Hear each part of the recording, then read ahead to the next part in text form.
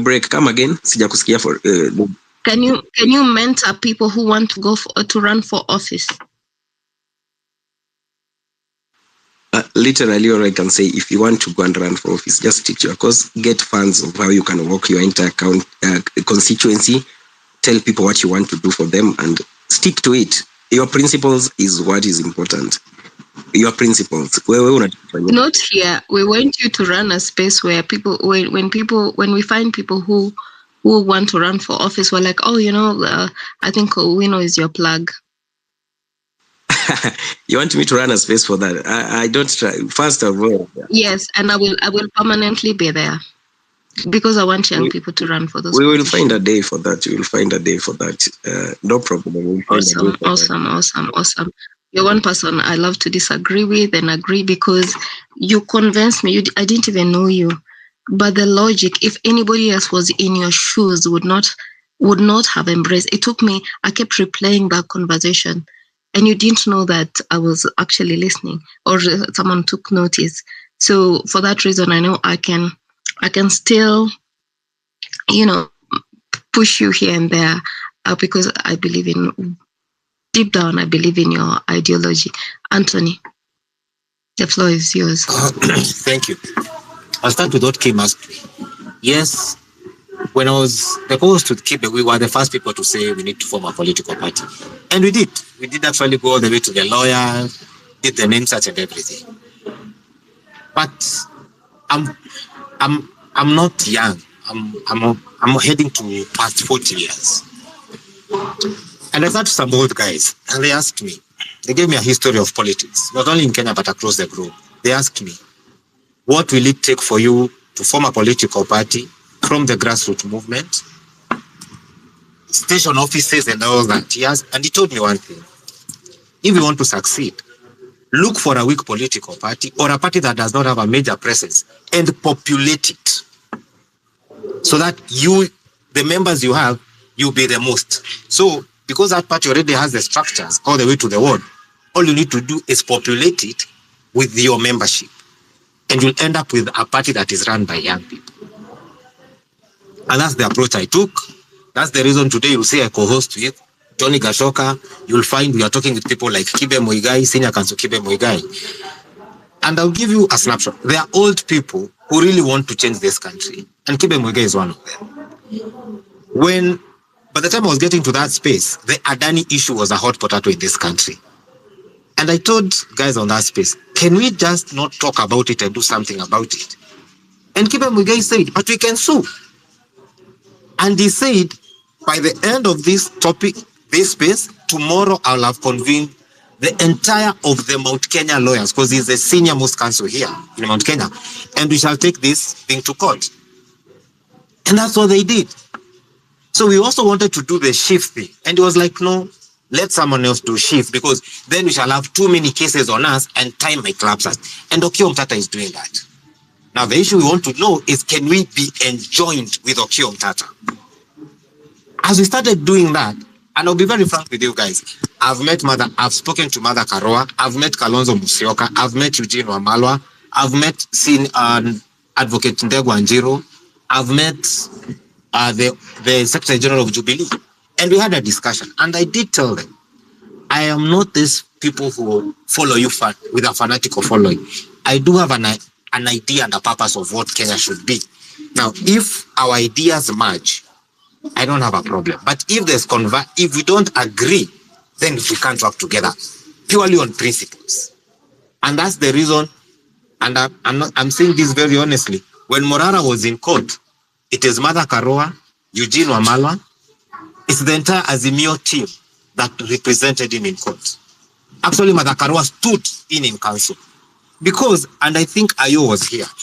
There's a time I asked Eugene Wamalwa, how do we work with you guys? Because we have a lot we know. And Eugene was categorical to me. Tony, what you know is theoretical. It sounds good on paper. Now, practicability on the ground is a very different thing. So he told us, allow us to teach you the practical. Then you merge it with your theory. And I'll be very honest with you guys, that's the line I took. To me, it made more sense to work with people who have run politics, who have been in politics, who run political parties, and we all agree the enemy is William Ruto. Let us get across first. Let us weaken him or win first. Then we sort out our differences going forward. So I think I've answered Kim. To me, solution-wise would be this. We have a lot of information. This is the most informed age on the planet because of the expose we have with social media and books and everything. Now, how we turn that information we have, data we have, into practical wins and gains is a big question. And I'll say something I've said in the past. We, the young people, must combine our vigor, our energy, and our differences that we think beyond tribal lines, and be willing enough to pick a few of the old good leaders. And not all of them are politicians. Some of them are in professions. We pick them and tell them, you've been in Kenya long enough. You've seen dictators like Moi come and go. You've seen leaders like Kebaso come and now he's deceased, God rest his soul. Teach us how you guys defeated Moi, who had a very imperial constitution, pushed him to repeal Section 2A and ushered in the new constitution. Because we need your mind to help us defeat Ruto, because they know Ruto more than us. Now, once we pick those old people, they will sit in our meetings. They don't want to be politicians. They don't want to be MCAs. They just want to usher in the new Kenya. That is now what we need to start asking ourselves. Who are these old people? The senior council Kibe Muigai. People who have stood for something. Okay, how do we partner with them? And they tell us, in 202, this is how Ruto behaved. This is how you can counter him. I have been in rooms with him, so I know how he thinks. Then they will help us. One, they will help us structure ourselves. They'll sit in on our meetings and tell us, there, what you're saying needs to change this way. And we shall start winning. And that's the reason you're seeing as I finish. All wins we've done, including what we are going to win with Okiya Omtata as in the new funding model for health, is because it's young people working with old people and old people of integrity to foster and to give birth to a new Kenya. We must embrace teamwork. We don't know it all. They know something we do not know. And what we know as young people is we know the internet more than them. So we use that and we combine our forces and our expertise and we shall win. To me, that is what I feel we need to be doing. Let us form a broad-based opposition, young and old. Together we shall win. Thank you, Anthony. To have what is it called? A space whereby maybe I can just talk to you and you alone. I think how you get. I was in that space. It's something going on you. I think it was in the Mount Kenya space. Oh, you're breaking. We can't hear you. We can't hear you. You were selling the idea. I was saying, I'll try and find a way how to address you, because how you guys were selling the idea, that particular political party is weighing you down. A lot of people have broken faith with you based on that. Even on what you just said about integrity, if I were you, I would use it with partiality, especially because you're dealing with politicians. I think for you guys at the time, and I'm saying this positively because in Mount Kenya space, you convinced me that you can run for office. The idea that time you guys were guilt tripping us. Oh, when the president asked you what you wanted, you said you didn't want to join government, and you said that your friend knew people. If you guys formed a party and you actually tried to sell this, you can go to this politician. You're breaking a lot, so we are here. Okay, fine. I need to have that conversation with you. I'll see. I'll reach out and see how we have that conversation, Kim, and then I will go to 254. Kim. Okay, really, I came back to the speakers panel because of a line of thought of Anthony's about really combining the old generations and us really. And he's gone ahead to tell us he's approaching the 40s. Yes, yes. Yeah, if I'm right. So that line of thought really of really combining the old experiences and the new, I'd say I not totally disagree with that because it has its good and bad.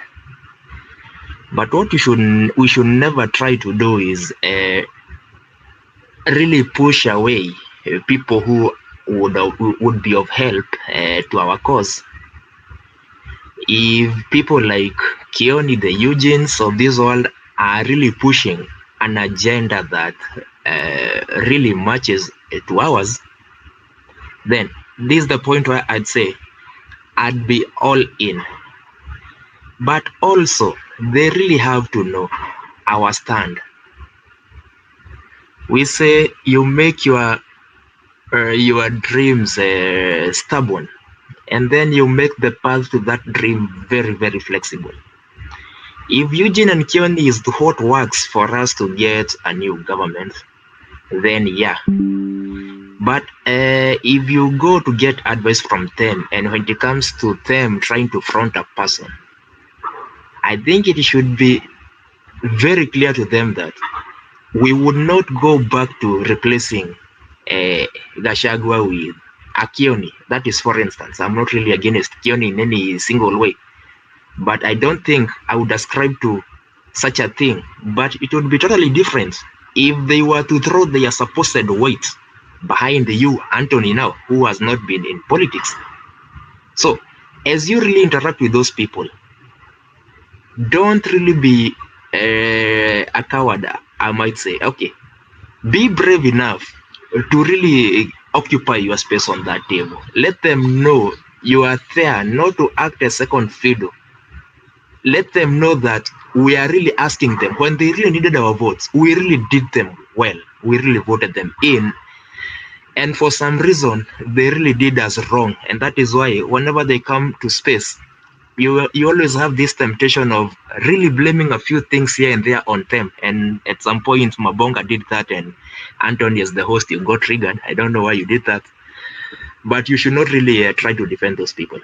When they come to space, let them know we call a spade a spade. I'm 28 years old, and I'm not really a person who buys into that bullshit of really beating around the bush. I really say things as they are, with my whole chest, something I can really stand on, really. Something I can really stand on today, tomorrow, and forever, come what may. So we really need you, Anthony, as you engage those people. Occupy your space. Be brave enough to ask them when the time comes, would you throw your weight behind me without really having those other special interests that I need to be this, I need to be that. It is all we are asking, because you can always interact with all manner of people in this world. But you don't necessarily pick up their character if it is not really what you ascribe to. You may have friends who have been in trouble, who have gotten in trouble with the law for this and that. You really don't demonize them, but you really draw your lines. I don't want to be this and this. I cannot be this and this. Let me do you one better. As I don't know if it's Kowino or Ayo who says that for you to defeat a government, you really have to demonize it. I don't know if it's Kowino or it's Ayo. But this bit where I'm saying every cloud has a silver lining, you have to realize that even in these impeach shenanigans, this government has really done what Ayo or whatever Kowino has been saying, demonize themselves. They've really triggered that tribal fan base back home to a point that they now hate it. They have really helped us achieve what we were trying to achieve with civic education, but in their own way that has triggered the fan base.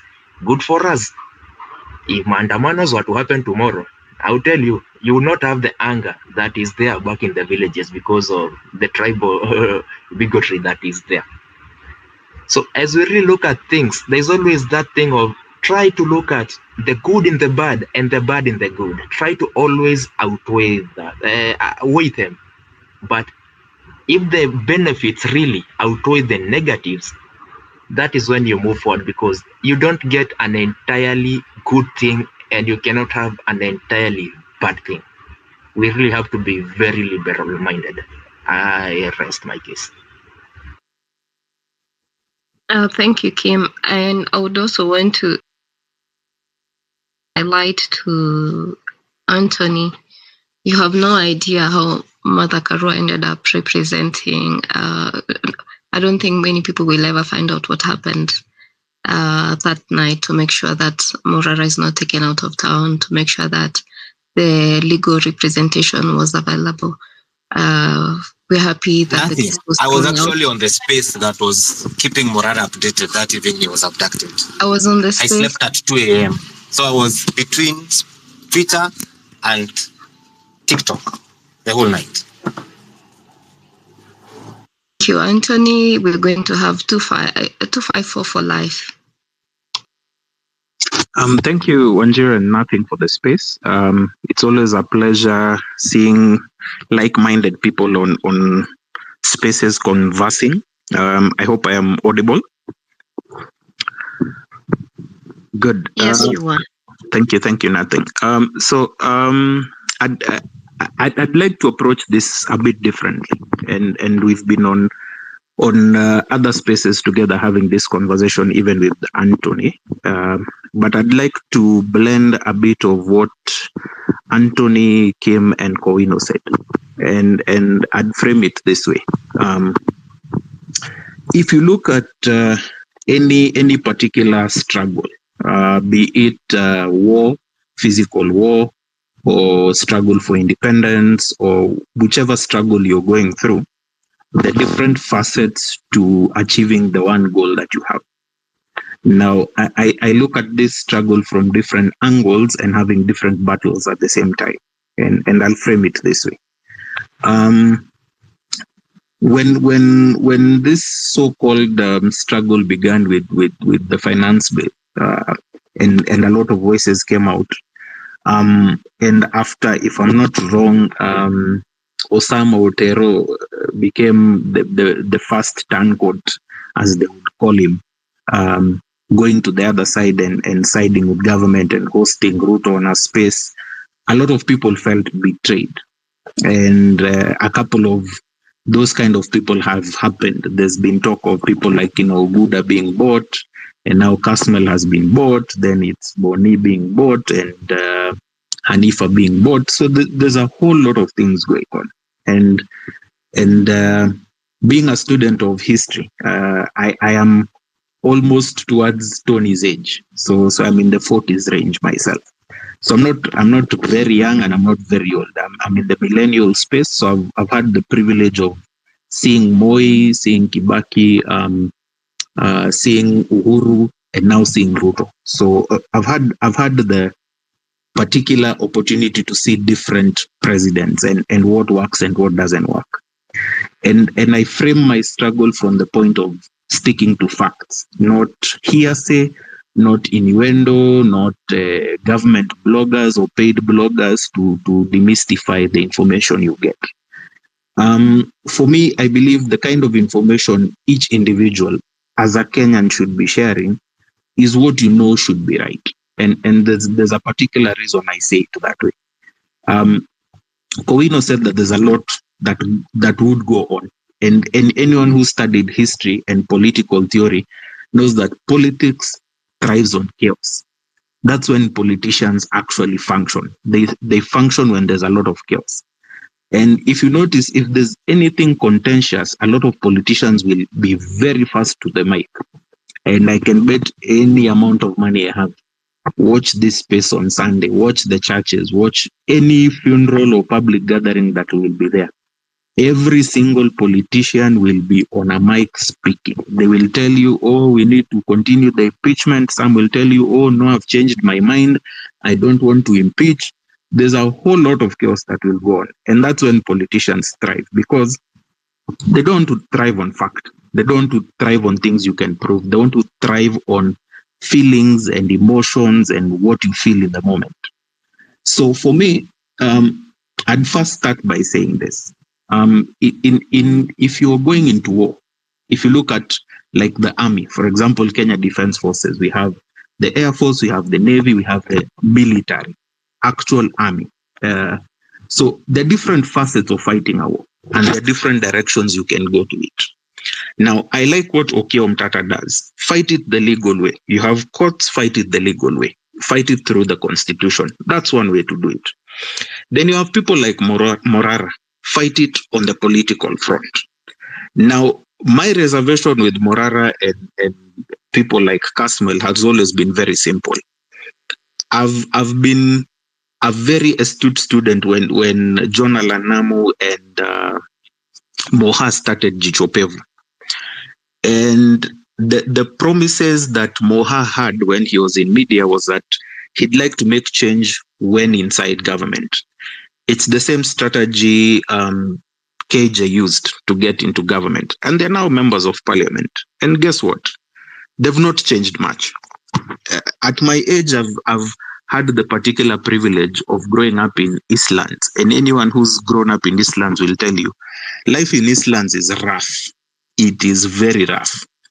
And as a Kenyan, perhaps some of us in these spaces don't come from hard life. They don't understand what it is to sleep on one meal a day. They don't understand that sometimes you have to work 10 times as harder to get the bare same services that most people get. And if you see Amze on a video going online crying about medical care, I can challenge anyone. Just go to a place called Jericho. Go to that dispensary there. Find the number of old people who line up every day for medication that government does not provide. Then you'll start understanding why. When you become very skeptical, it is because you've seen what government ought to do for people and they are not doing it. So my reservation with people like Kasmuel is, if you want to fight government through politics, and Tony, and this is my honest advice, it is a great idea. Fight them on their own terms. It is a very good idea to do so. However, don't be like Kina KJ and Kina Moha. You join the system and become the system. Today, Moha is the one who was saying, or he's thriving in the fact that young Kenyans were being killed.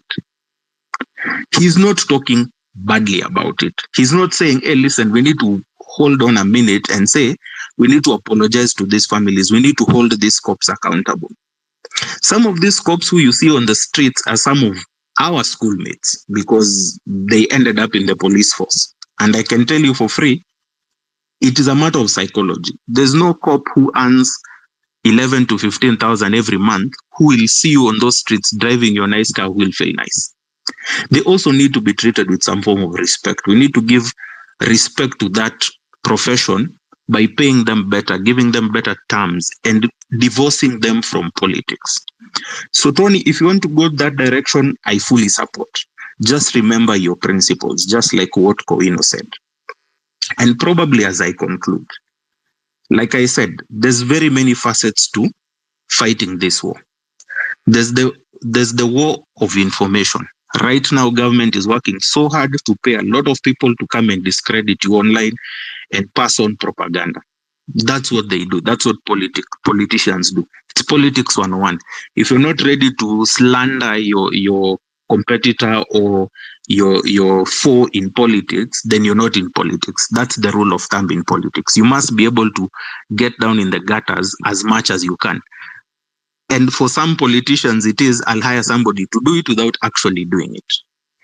So I'd like to remind people, anyone who's listening, in your own capacity as a Kenyan, this is a milestone you will hit. You will win a few battles, but remember the war is still the same. The war is Ruto must go.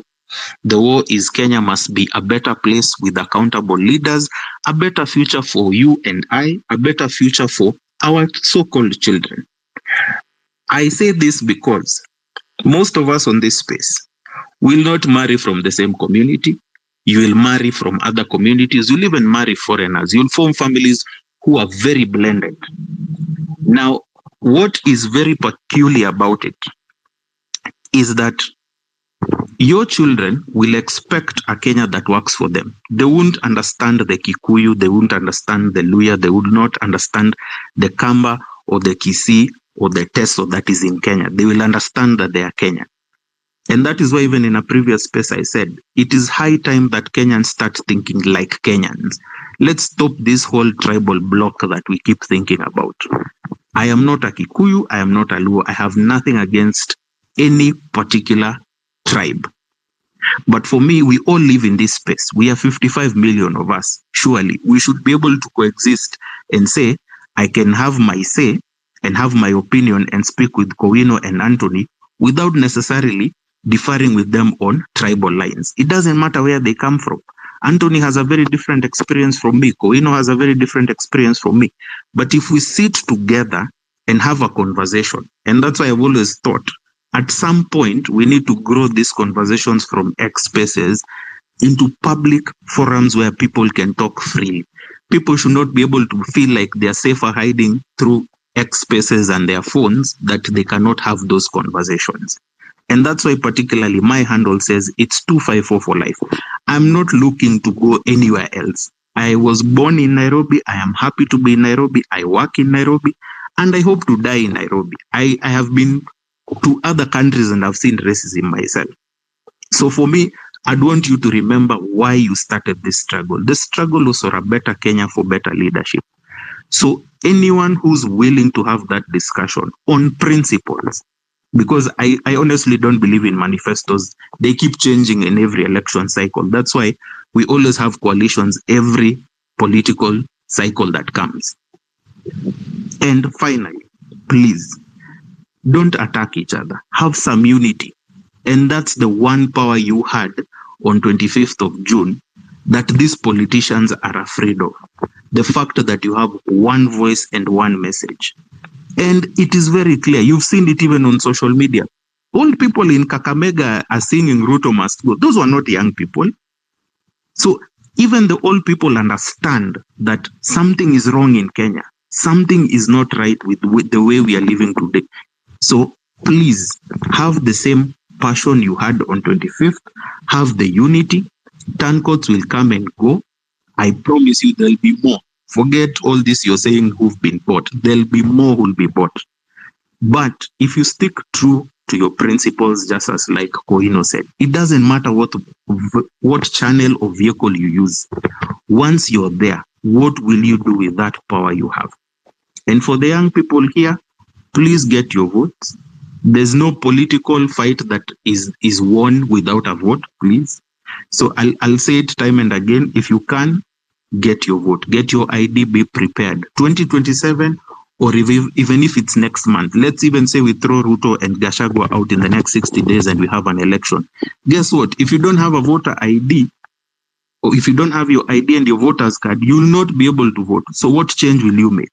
And for those ones who have the votes, don't tell us that voting is for old people, voting is for Kinawaze. Voting is for you. It's for that economy that you want. So for some of you right now, you're young, you're still living on under your parents' dime. Guess what? In the next 2 to 3 years, you'll be living on your own, paying that rent, paying that pay as you earn. And I can tell you for free, it's not funny when you pay as you earn, you pay for SHIF, which this Shivsha nonsense, and you still have to worry about your medical care for your own parents and grandparents for some of us. So we have a lot of burden to take care of as the new generation of this country. So please be focused. Forget all the fluff that you hear out here. People will talk, people will tell you all these things. And if you sit with these politicians, and this is an advice also for Tony, sorry I'm taking so long. But when you sit with those politicians, guess what? Where do they live? I don't see any politician who tells me they've lived in Eastlands, they've seen the struggle, they've slept hungry. In this economy today, I can tell you this past year I've had to sleep hungry in my own house because of this economy.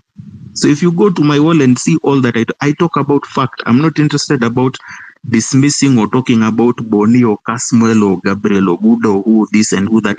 I just need a better Kenya. I need a Kenya where we have more than the number of general hospitals we have more level 5 hospitals, we have better funding for school children in CBC or whatever the system is.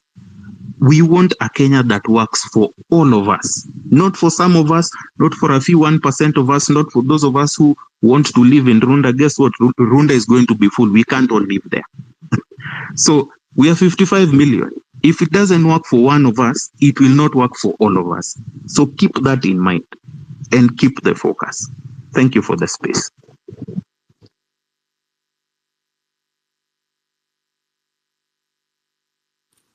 Karibu sana, thank you. 254.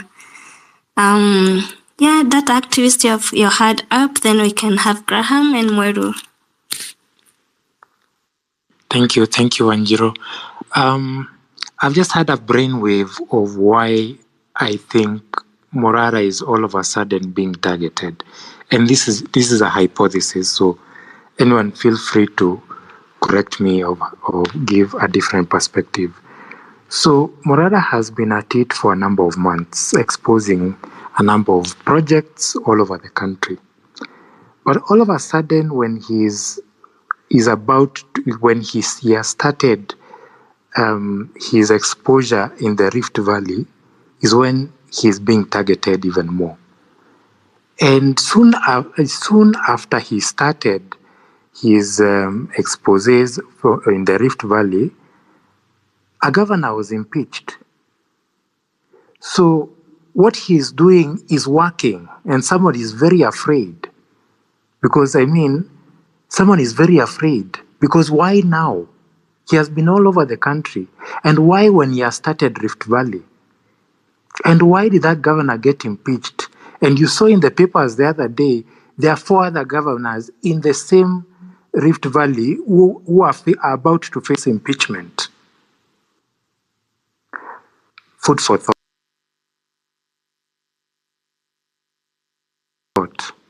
Yeah.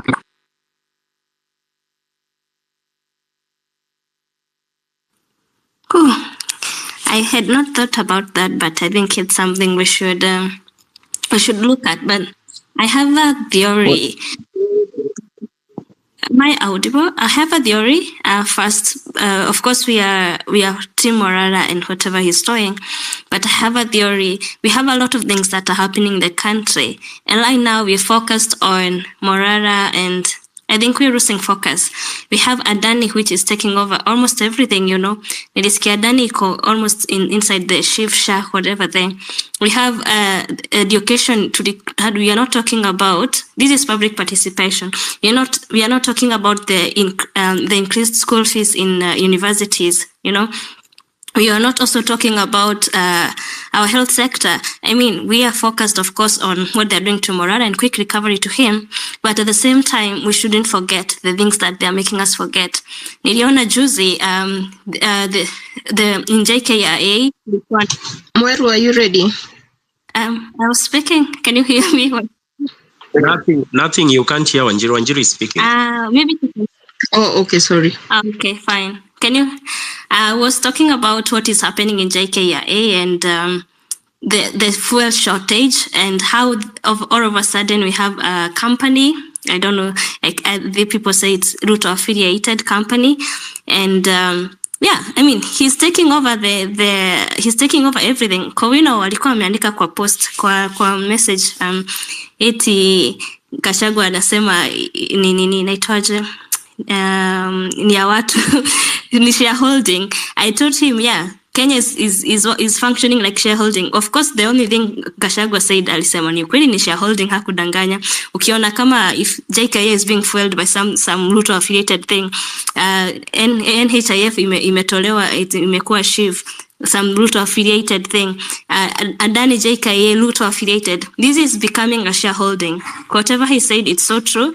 And also maybe when we go back to the topic on impeaching both, there were a lot of things that people were saying, but I would also, I like new speakers to also say that. Who was next? I can't remember. We have Bozire who came again. Sorry, Anjiro, would you mind if I say something before I leave the speaker panel? Yeah, sure. You can go ahead. I'd like to first echo what data activist is saying.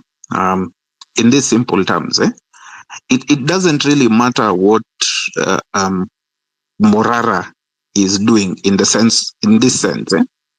If it is any one of you, I kid you not, and this is political theory for anyone who study politics.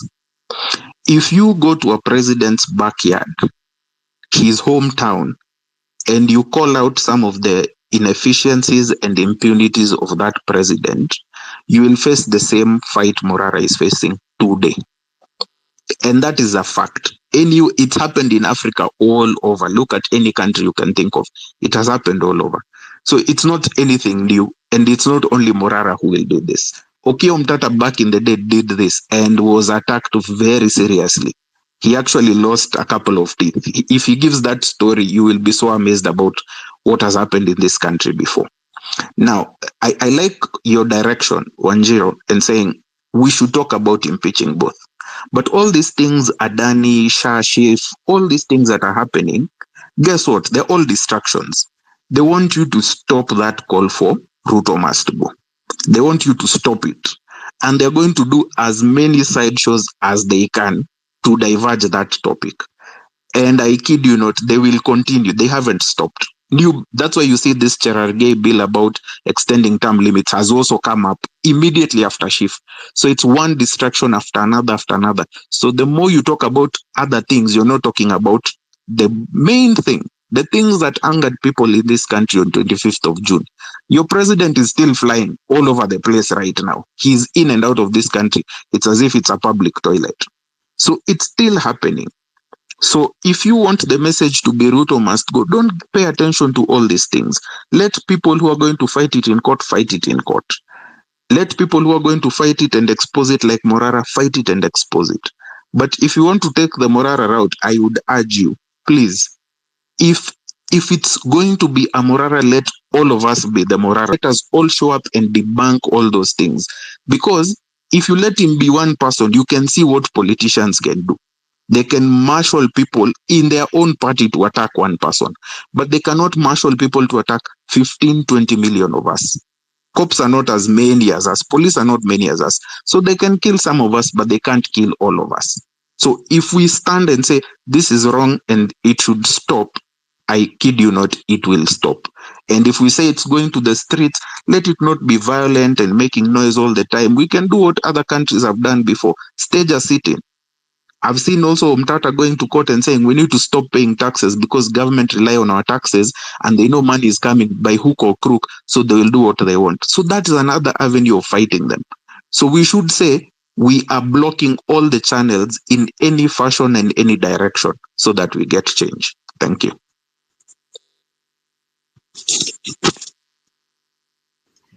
Thank you to 54 for life. Today's space, we are majorly looking at awakening the sleeping giants. So if you find an area that you're passionate about and you're feeling like, I can do this, we need you to plug into that. I know there's a space I'm supposed to run with you, to co-host with you, but we need areas that can educate the masses for us to be able to avoid the distraction, chasing the tail, so that if they bring up something new for agriculture, there's a team picking that up. So we are not here saying, and you know, they have done this and this is going on. We know there's a team that's hands on deck.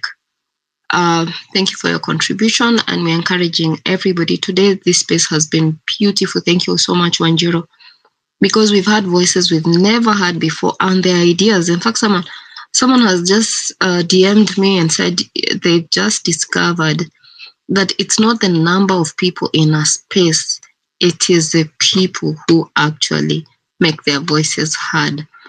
This has been brilliant. Bosire, please. Ayo, hi. Bosire, can you hear me? Guys, can you hear me? Give me 100 if you can hear me. Getting you. Okay, Bosira, proceed. So it's about. So I think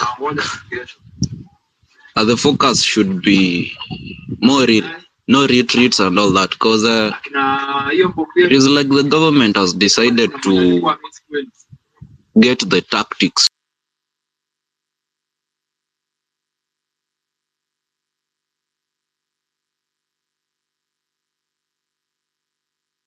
The people's tactics. It wanna be difficult to fight back. So what should be done is, I think, as we have said, we are the majority and we should not give surrender and all that. So what we should do at this moment is we should start this thing at the lowest levels. Maybe let's talk about the member of parliament, the people who are a menace in this case. So what we're supposed to do with those guys, if they appear anywhere, if you have the capacity, even lynch those people, because we cannot allow less people to make us suffer. In fact, they are less than I think that parliament has like some 700 plus members. So we are 55 million plus of us. Why allow 700 people bring chaos? And I see the government is distracting us. In a few, we are going to forget the SHA, the Adani deal, and all those big things, the funding model in universities. So what we need to do is, even I see this impeachment thing is a kind of a distraction. So that is my point of view. And talking about the impeachment thing, is it now the time they need us? Why have they never heard of us? Rigathi Gachagua himself wants us Kenyans to listen from him, to Liena and all that, but it is not a good thing. Where has he been? He has never condemned this, because he's also in power. He's the same government. So politicians are friends. They're just cloud chasing. They want us to forget the main point. So that is my point. Yeah, that is it.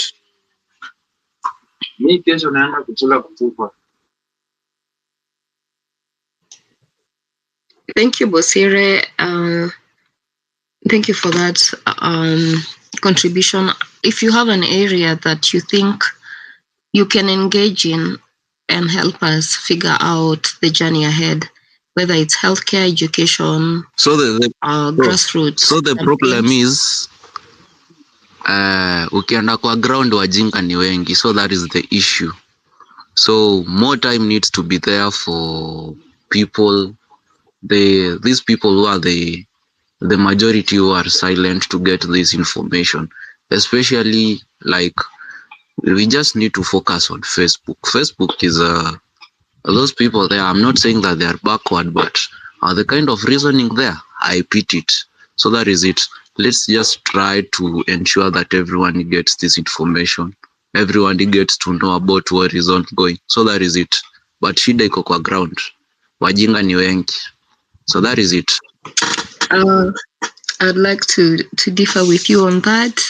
I'm a village girl myself, and I want to believe my village people would have started the revolution a long time ago, but they were always told, oh, don't do it. Of course, we can see the reasons why.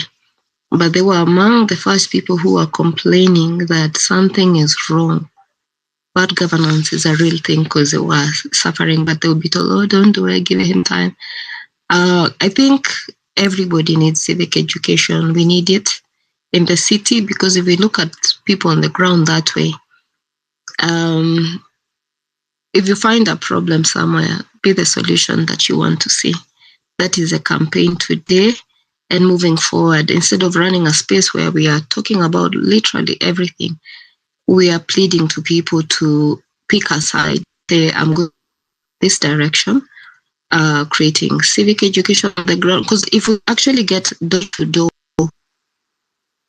because what is done even abroad, that's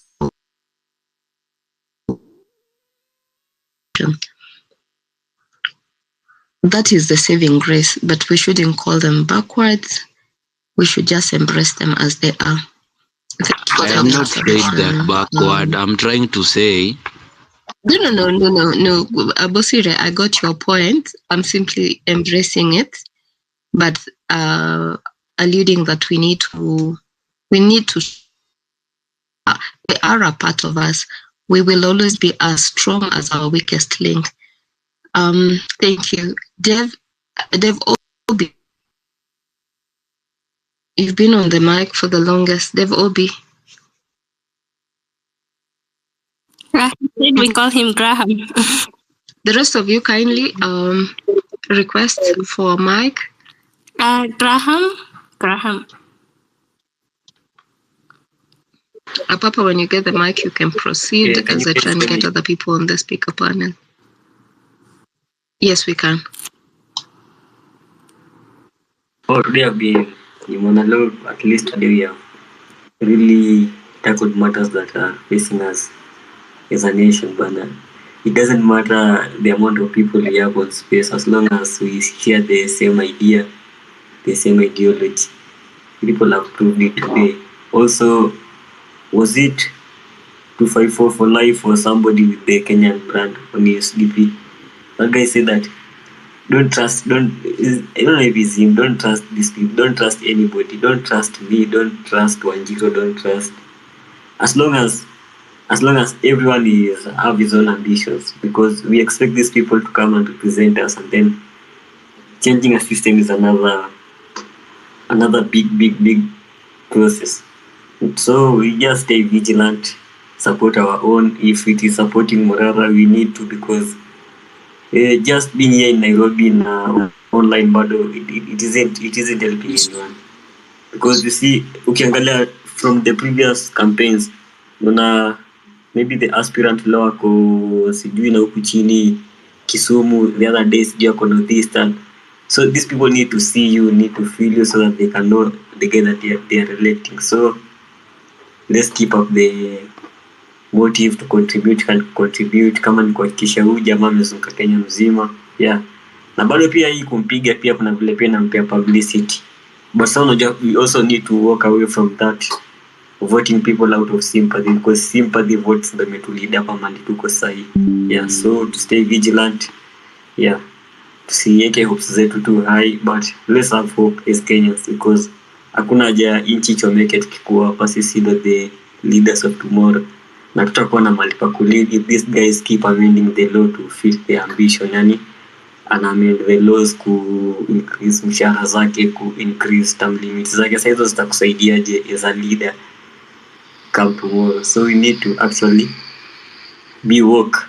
They say wokeness is another disease, but we need to stay alert, because these are different era. You know, a politician back in 2013 is not a politician in 2024. We are educated, we are informed, we know everything. Like, information is in our tips, in our phones. They can never take that away from us. Even if they try and ban Twitter, we'll always find ways to share these things. Yeah. So keep the motive. Wacha kubaiwa wabaiwe, everyone akona price yake. But you do good. Usi expect ati kulipwa ama kuvutiwa in the future. Usikona una massage maybe your political ambitions. Just do it for the love, for the patriotism. The same way unavanga hiyo bracelet kila siku hata kilalo kona hiyo bracelet. Yeah, that way Kenya ni yetu. Waliget keep Kenya ni home, but sasa ina noma. Peace out majama.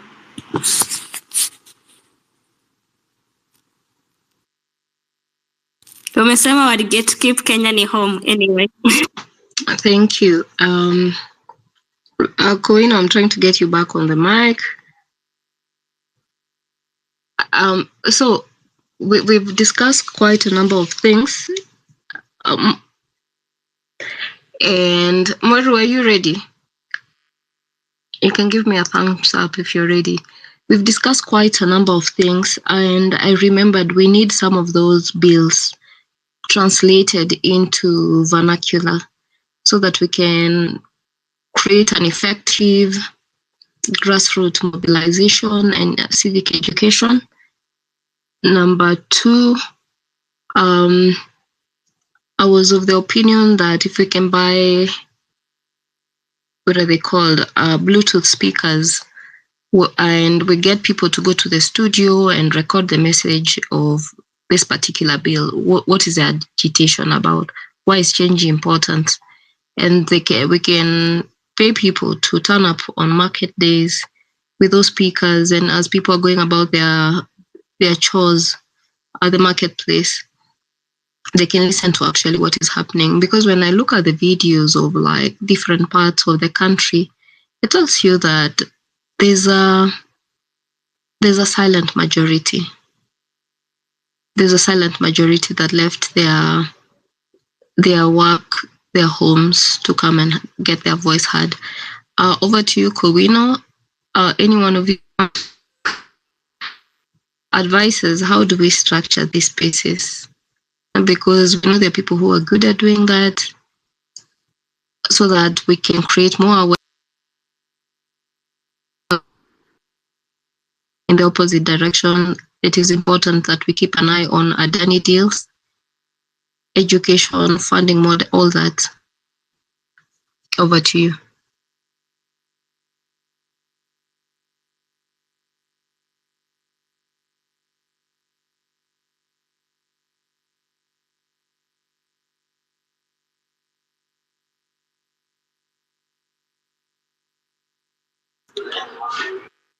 Hello, Nath. May I speak, please? Yes, sir, Papa, proceed. Okay, thank you. Yeah, okay. There is something I'm reading here posted by NTV Kenya just around 15 minutes ago, and it has really pissed me off. And it reads, activist Morara Kebaso was forced to flee after being heckled at the Bomas of Kenya during public participation. And I read also almost a similar post by Star Kenya. Very unfortunate from the mainstream media writing such things as if they don't know what happened. Okay, that one aside. I have two things to say about the ranting. I feel that sometimes it's necessary, because to me, that is how we are alive to what is happening. You see, if you can make observation on many Kenyans, you know, many of the Kenyans, they have moved on with life.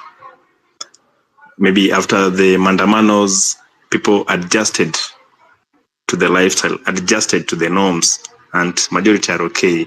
But now, for us who still feel the urge, who still need to see the change, when you come here to rant, it's actually because of the many evil things we are observing in our society, and we are fighting against it. So sometimes, please allow us to rant on the space. Sometimes maybe it might appear not to do it in a good way, but just please allow us, because we are frustrated. And I want to believe most of us, sio kwamba tunateseka kwa maisha, sio kwamba we can't afford a meal, sio kwamba hatuna mahali pa kulala.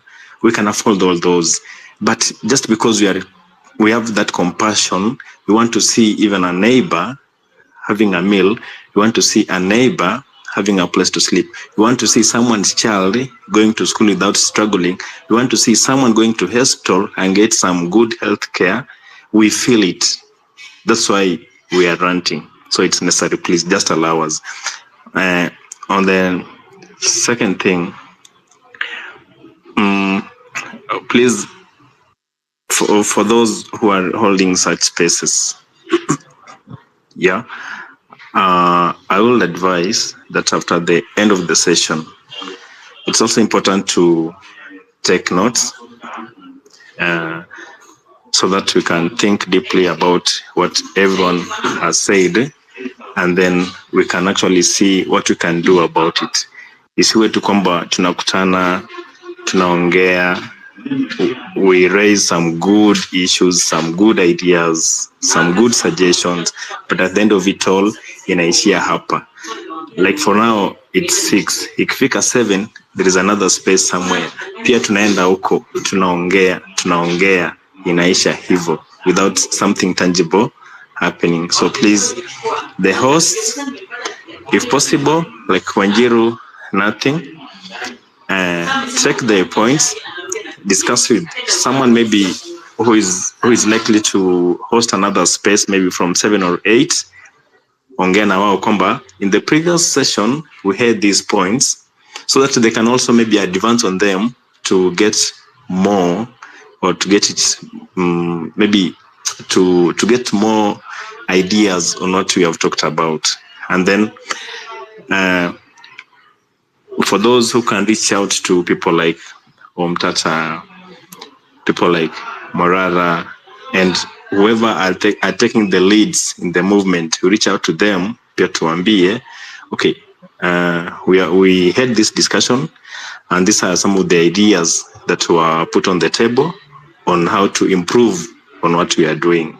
So kindly, please do us that favor. Thank you so much, and have a lovely evening.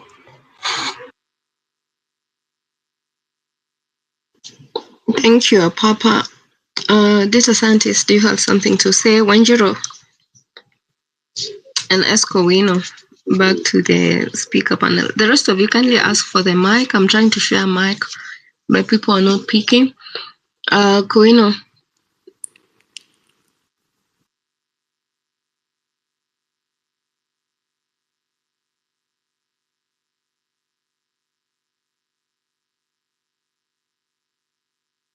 I may be experiencing challenges on my end. Wanjiro, can you hear me? Yes, I can hear you. Can you hear me? Nothing. Can you hear? Can you guys hear me? Yes, we can hear you. The problem is, can you hear me? If you can hear me, just give me 100 so that we can see if we maybe drop the whole thing and, Okay. So, Kowino, you can go ahead. Unanisikia Wanjiro? Nakusikia. Sawa. Nothing unanisikia? Yeah, we can hear you. Okay, me kitu nilikuwa nataka kusema ni in the middle of all these vitu zinaendelea everywhere right now, I think watu wako divided in one way or the other, the cause iko in shambles and all that, but we have to remain true to the cause. Tunafaa kujua nini tunataka. We are fighting bad governance and we are fighting for good governance. That is what we all want. It doesn't matter route yenye watu watafuata, kama wengine watafuata Thika Road, wengine wafuate Outer Ring, wengine wafuate Southern Bypass, wengine Eastern Bypass. Kama tutamit same destination to achieve good governance, then so be it. Kama kila mtu ataform political party yake na to achieve the same cause, then so be it. But tukiendelea bado, just manage your expectations na tusikue too emotional. Being too emotional inafanya tunakuja na ideas zenye we cannot realistically achieve them. Kuna vitu hatuwezi achieve. Hata sisi wengine tukisuggest hizi vitu hapa, deep down ndani yako unajua hii na ina suggest but we can't achieve it. And that is true. So to make easy suggestions to do which one can we achieve and which one hatuwezi achieve, because at the end of the day tunataka solutions, and a solution that cannot be an idea that cannot be achieved ama solution yenye hatuwezi achieve inamaanisha hiyo ni kama tu ni wasted idea. Sisemi zangu ndio zinaweza kuwa achieved, maybe even mine are the worst, but when tumwambia hapa and I really loved when Fabisha aliweka, as much as tuna fight, there are chances again. Nilisema saa zile chances of MPs wenye wako elected kurudi again, there are chances William Ruto ata serve term yake as a president yote 10 hiyo 2 terms as a president. Now how do we make him powerless? If, because hizi ni if else statements ndio zinatumika hapa sasa. If he becomes president for a second term, how do we make him powerless? Ndio asi enforce easy laws zenye hizi draconian laws zenye zina affect the people. What do we do? What we have to make sure to do ni tunampatia a parliament that serves the people, not a parliament that serves his interest. So at the ballot we have to be very sober at the ballot. Tusivote pia kupunish mtu ati tunasema hivi na kumbe tunaweka hata even a very worst, the even more corrupt than his people. Number 2, what type of leaders do you want? Hiyo ni kitu lazima tujue. Do you want youthful leaders ama old leaders ama what? Why am I asking this question? Most of us here tunasema tunataka leaders wa young. I wish our young leaders cannot be corrupt. What tunafaa focus on ni tunataka leaders wenye wako corrupt regardless of their age, because it doesn't mean that a young person cannot be corrupt. Sai tuseme kwa hiyo parliament tukienda wote na everyone is corrupt, then mimi kama Kowino peke yangu ndio niende huko, then mimi kama Kowino peke yangu ndio niende huko na siko corrupt, it will mean that hata mimi it's so easy kukuwa manipulated niingie kwa hiyo system yao. So hizo ni vitu tunafaa kuangalia. So going forward, tukienda elections tukue tunasaba mind watu wachukue kura and all that to push, yes, as much as bado revolution inaendelea, tuna push for Thomas to go and everything. To lose our focus in it because tunakuwa divided. Sahi wameleta, there are a lot of distractions. Government inajuanga when to pull these cards. Na sahi wamepulizi cards. Mko divided on agriculture bill, mko divided on Gachagua impeachment, mko divided on CV what? Adani deal ndio hizo zinaendelea, wanatake mara CD stima, mara airport, mara nini. So you just don't know where to put your focus on. Mpige government on what part. Hizi vitu zote hufanyika wakati wameenda majuu, wameenda kuchukua pesa fulani, wameiba pesa fulani, wanakuja wanaleta distractions. Before hizi distractions hukuja wakati kuna kitu wanataka kufanya ama kuachieve at that moment. Hizi public participation, there is nothing zina yield. You think public participation itasaidia Gachagua maybe kutobanduliwa kwa power or kubanduliwa? Again, impeachment ni through parliament. Hata tukijifanya aje impeach both and everything, it has to go through parliament. We just can't wake up and say impeach both then wanna impeach both. So maybe I don't reiterate to, if they want to take Gachagua out, so be it. Si walijua corrupt hata kielektiwa. So saa hizo corruption cases zinatoka hata Ruto is just that corrupt. So tupiganie nchi yetu as much as tunapigania nchi yetu, pia tusikuwe too emotional tuwapatie kitu wanataka, because if we become too emotional, chances are we will give them what they want. Chances are watarudi wote kwa power, and that is what they want. So don't get too emotional. If you get too emotional, you lose focus. If you lose focus, they achieve what they want. Watu wako sawa. And that's why unaonanga kupin politician down hata kwa interview ni ngumu. Why? Because they are used to these things. Ni kama game of chess. Yeye anajua wakati atakucheckmate, tangoja umwage emotions zako and everything. It's so hard to debate na our politicians. Why? Because sisi party yetu tutaget emotional. Now wanajua how to play the emotional card. Yeye atanyamaza tu uongee, alafu anakujibu mtu mmoja na kumaliza. So let's not get emotional because of all this. Just be sober. Think upright. Think upright, and you won't lose it. Just think upright. Anytime hata politician ngajata kuja hapa kwa space. Hiyo wakati maandamano ilikuwa imeshika, some of them used to come here kwa space. There's a day hata Karua alikuwa hapa kwa space and someone got emotional akijaribu kuongea naye nini. And I can tell you for a fact, Karua alingoja huyu mtu akaranta akasema point zake zote. Then she just wait. I'm not saying like Karua is corrupt and everything. I'm just saying she was becoming literally a typical Kenyan politician. Anajua when to manipulate you and when not to. When to get the best out of your emotions and when not to. Because yeye wakati alianza kuongea kujidefend, alisema tu you've had your time to talk, now let me talk. What more could you say? Na yeye ni ukweli amekuachia uongee. So just know, hata kwa spaces uko engaged and taking vizuri, and simwage point zako zote umalize alafu waache waongee. Hata counter everything umesema na yeye ndiye atabaki the holy one. Hata kama ulikuwa right. Thank you.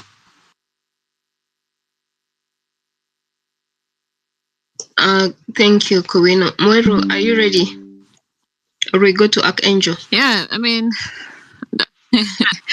I'm just gonna say, like, the politics in Kenya is overwhelming. I used to think that politics in the US was a shit show, but Kenya is a reality show. Every single day. I've been trying to follow closely now for what, like 2 months? It's just a reality show. It's never ending. It's chaos after chaos after chaos. You hardly see things materialize.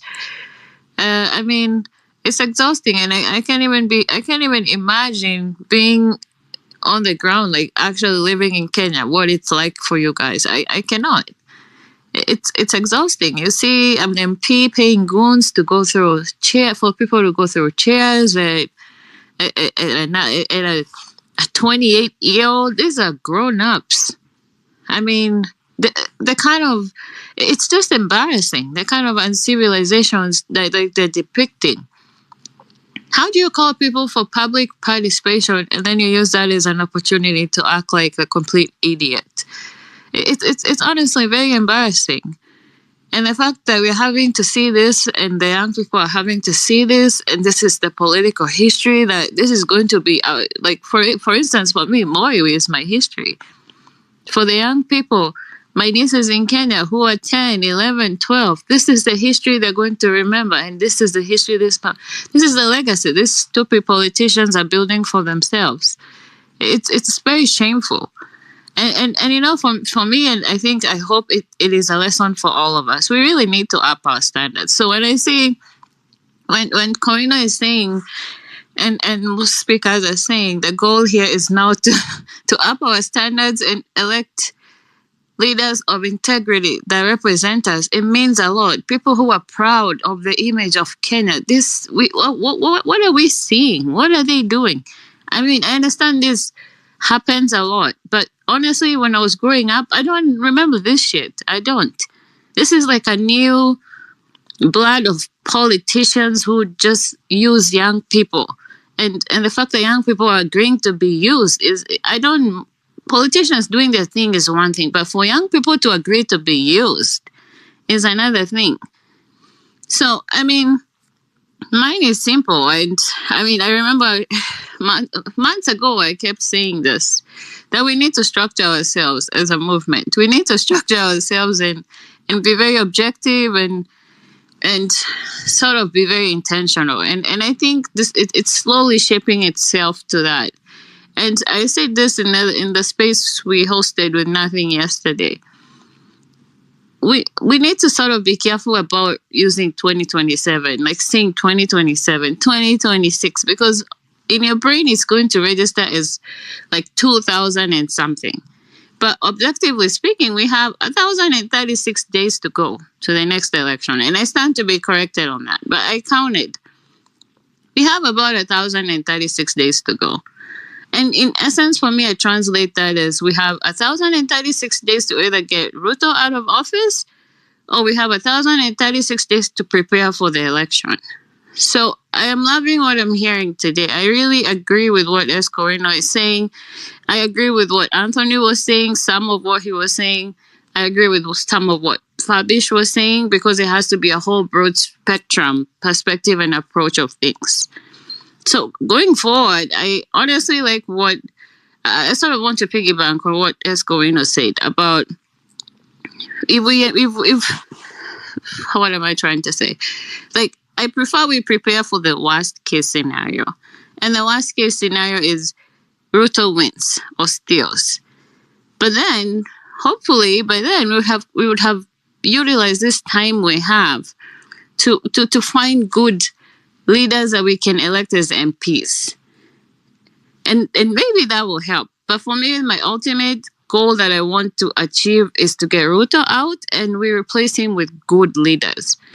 Whether they're young or old, I agree. But in retrospect, how are we going to be proactive about this? The one thing about this government is the fact that every single day they give Kenyans a reason to be outraged. So in the matter of we'll get them out of office, I see that coming, because every single day, and the fact that they've screwed up with education and now they're screwing up with healthcare that is directly affecting older people, the older generation, like my parents' age, who are over 65, 70. These are the people dealing with chronic illnesses. The average age of Kenya is 19 years. So the youth is relatively healthy in the sense that this whole healthcare thing is mostly going to affect the seniors. So in some essence, they're starting to piss off every single generation. Every Kenyan is slowly getting affected. And I foresee a thing where with time, there's going to be an uprising. We're seeing it today. People are starting to come up and out. So things are sort of forming. It's like a volcano. The smoke, I can see it. I see it from all the way here. How this government is slowly shooting itself in the feet. So there is a lot that is going on. And personally, I would say when it comes to the whole Adani deal, the Adani deal, I mean, I have been in spaces with the lawyers like Kibe and Degor, and I hope Anthony, it looks like Anthony left. I was hoping in the process of advising people what they need to do, he could have given an update, because he's been sort of a part of that team that is taking Adani to court. I was hoping he would talk about that, but he didn't. So, I mean, I know they have a court date coming. And my hope is we get to stop them and sort of make a statement about this. So as much as there's so much chaos going on, we are overwhelmed with chaos and drama and scenarios, and we're trying to strategize. Let's not forget that people are actually doing things about some of these issues. I'm glad I saw that Okia is handling the Chief or Shah. I don't even know what it is. Chief Shah. I can't even do. I can't even keep up. At least there are people who are carrying out initiatives. But I think organically, like the June 25th, how it came to pass and how it all boiled up and amounted to such a huge response. I see this happening, and I think even this one is going to be bigger. People, I call my cousins, but I talk to some family members who are in the village. They're starting to get to boil. People, he's ultimately screwing people up. So eventually I see it. It's going to come. Do we need to worry about strategizing? Yes. Personally, I'm very keen on the Adani and the IEBC issue, because some of this nonsense that these MPs are doing at the moment is because they know. Kenyans know they can recall them. But right now, we cannot basically impeach these MPs per se, because the IEBC is not working. So they're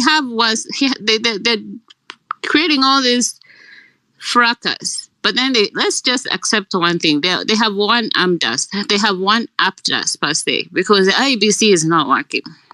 So this woman that was inciting violence against Morara, we cannot recall her right now. Why? IEBC is not working. So can we today process what happened? Hopefully tomorrow we wake up and, because there's nothing wrong with emotions. Emotions is part of being a human being. But let's decide today we're going to be emotional. We're going to do whatever we're doing. We're going to retweet whatever we're retweeting. And then maybe we wake up tomorrow and we start coming up with a plan on how we're going to demand for the IEBC to be reconstituted. Next week, courts, the Adani deals are in courts, how we start reviewing the petitions and all these things. So at the moment, it's okay. Let's be emotional. We have enough reasons to be emotional. Then after we've been emotional today, ranted, whatever, supported Morara, all these things, then we enjoy that. Let's be emotional. We have to. We are human beings. And then tomorrow we wake up and we reset our brains. So, I mean, I don't really want to continue speaking, but I'll say that in the course of being in spaces, I have really met and encountered individuals that have really stood out. And nothing, I believe when we were hosting the space yesterday, you had left and we had an agronomist who came into the space. I tried to invite him to this one. He might be busy. So we're still, as much as we're hosting these spaces and we're feeling and all this, we're still identifying individuals who I feel that are going to be of great impact.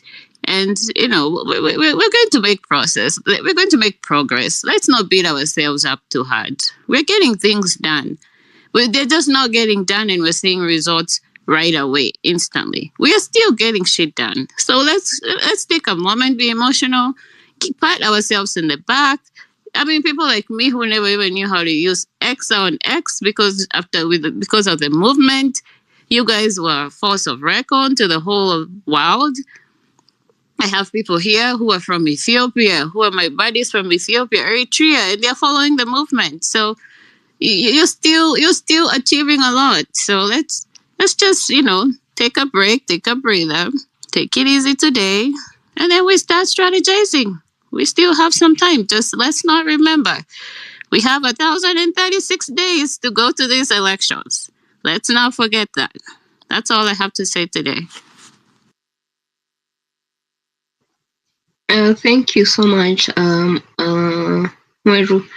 I was also in a space, my passion has been in agriculture and livestock, much as I'm interested in learning on the other areas. And we had a space and it was beautiful. They had aligned the bills with the constitution. It's in that particular space that I learned that indigenous seeds are protected in the constitution. And most of what I've learned way before the movement. I followed Magufuli's journey. I followed the journey of, what's his name, Julius Malema. And then I got to learn about the contribution by the globalist.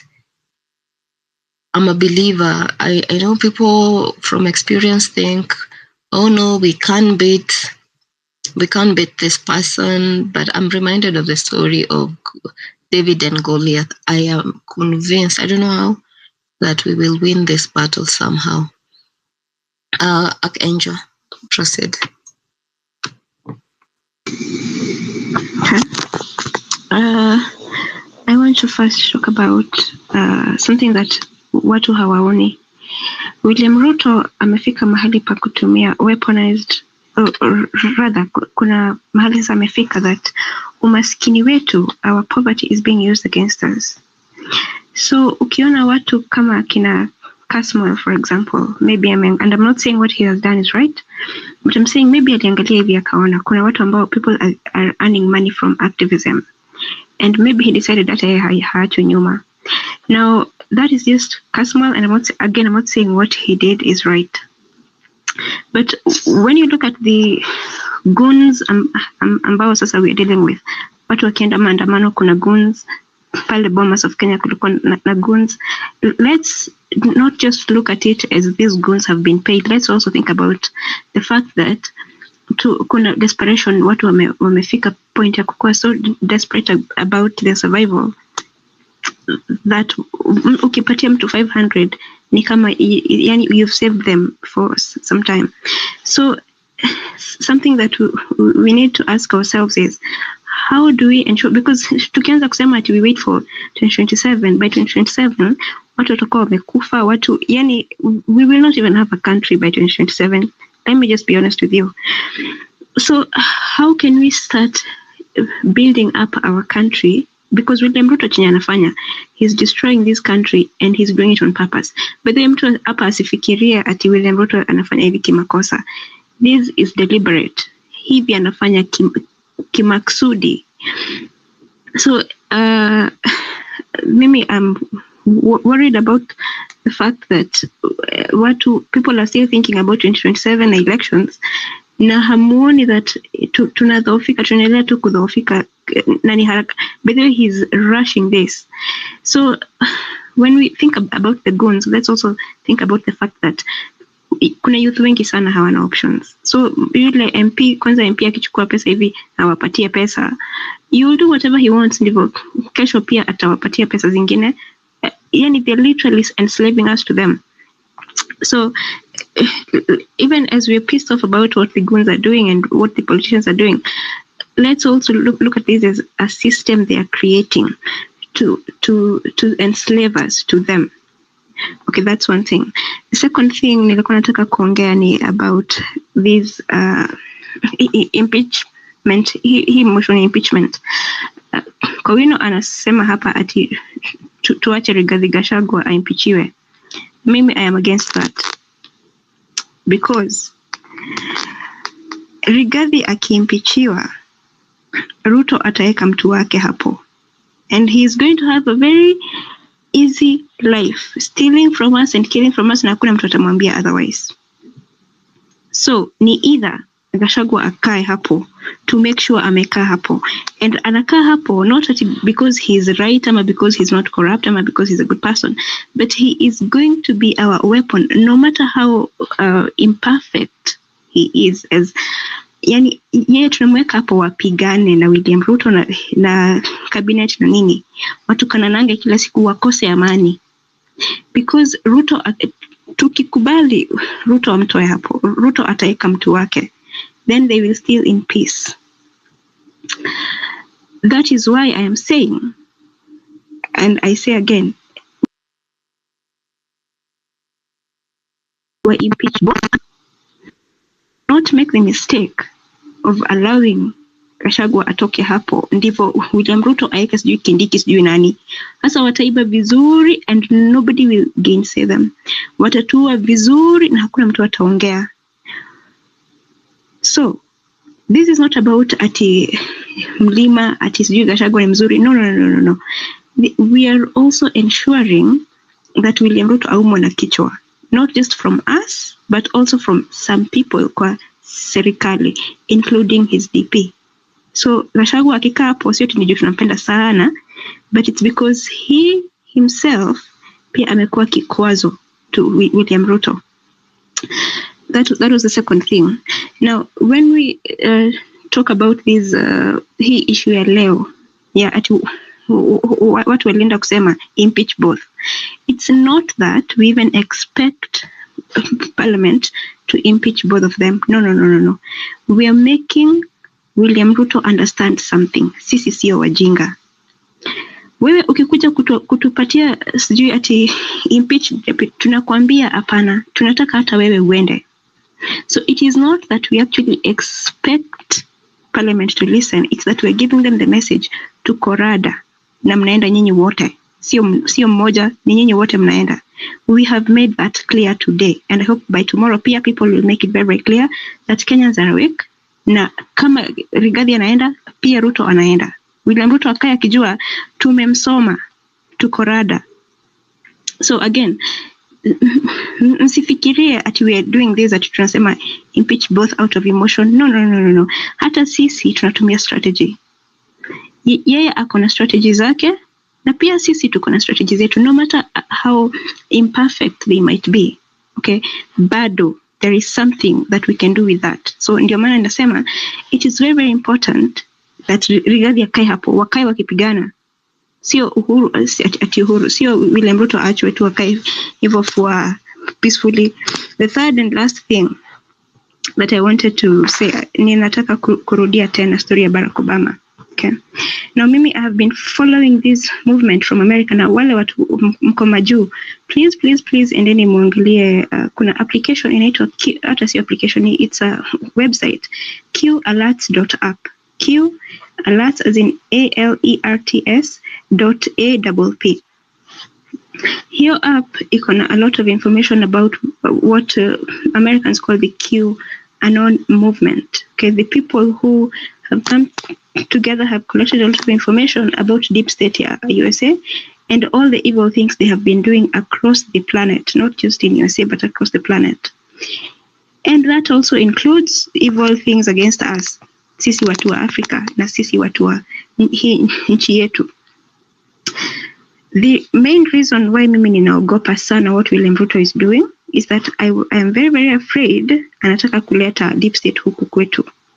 Now, if you look at the things that the deep state in America usually do, ndio William Ruto anafanya huku. Na kuna mtu amesema hajawahi ona the things that are happening in this country, even time ya Moi, hajawahi ona vitu kama hizo zikifanyika. 100% true. And the reason why these things are happening right now at such a fast rate is because William Ruto amefuatana na hawa mashetani wa deep state America.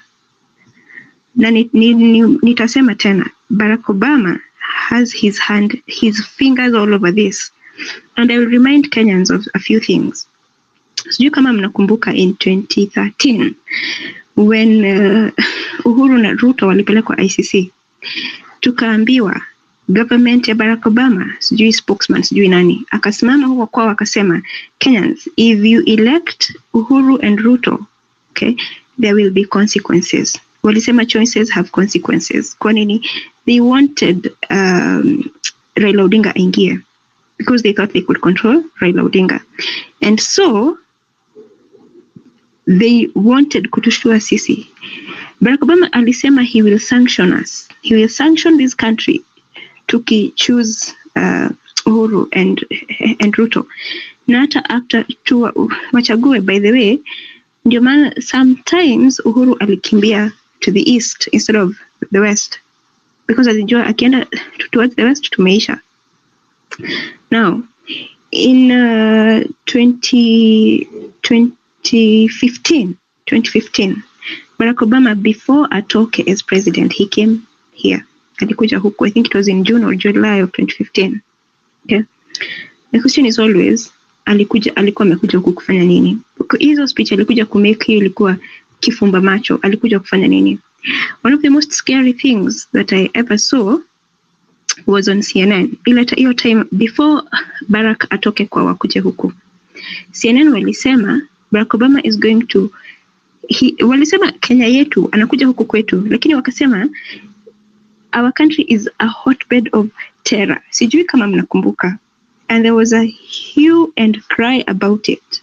Kenyans wakakasirika, wakaanza hashtag. Hiyo hashtag ilikuwa ina read, someone tell CNN, how the hell can you people call us a hotbed of terror? We are not, hii si Somalia ama sijui wapi kwingine ama Al-Qaeda.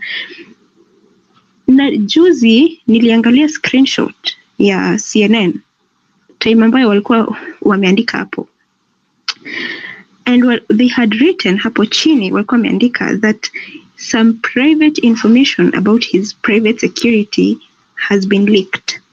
Okay, in short wanasema Barack Obama is going to Kenya, which is a hotbed of terror, and some private information has been leaked.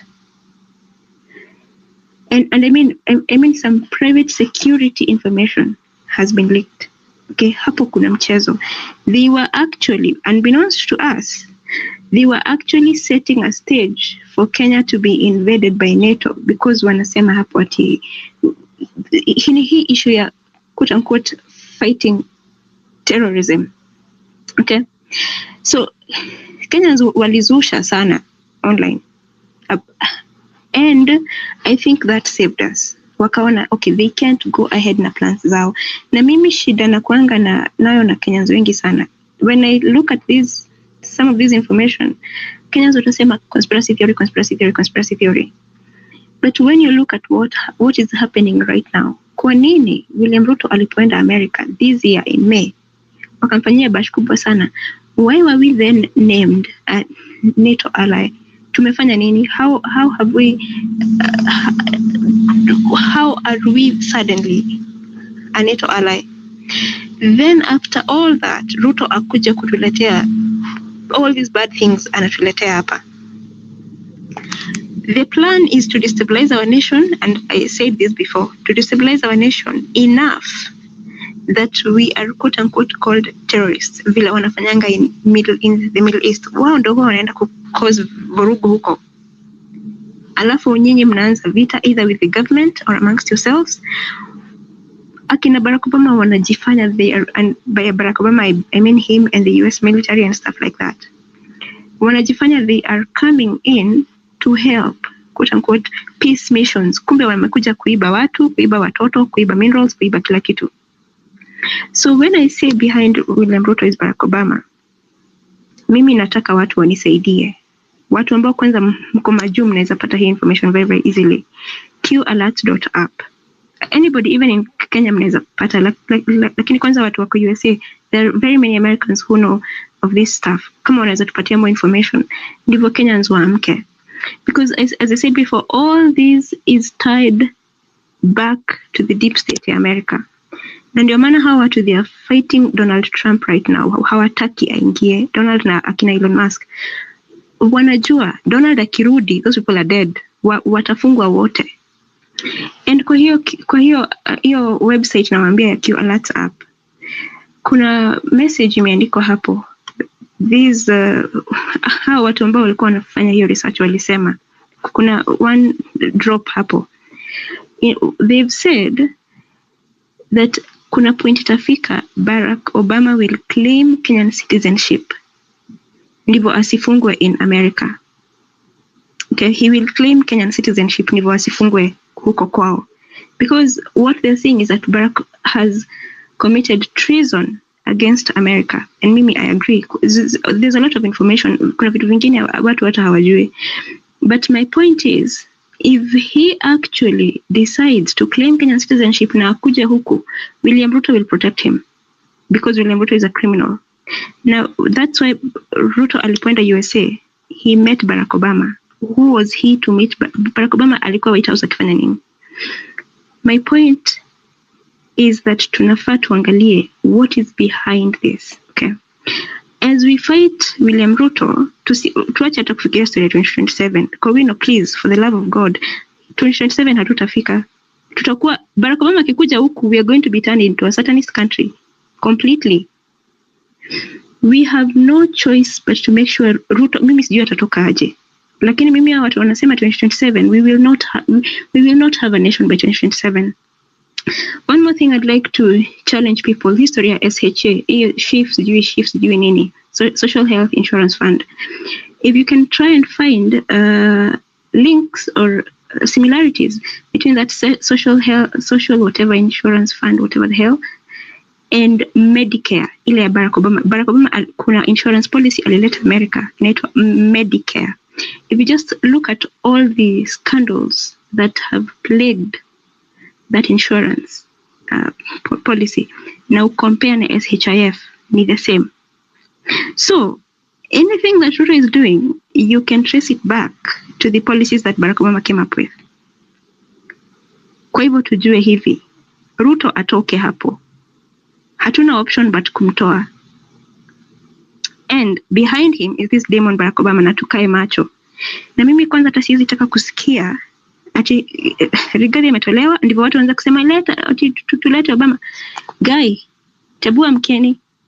Na watu wenye wako majuu, sijui mtanisaidia aje na hiyo story ya QAnon na hizo stuff. Kenyans need to know what is happening.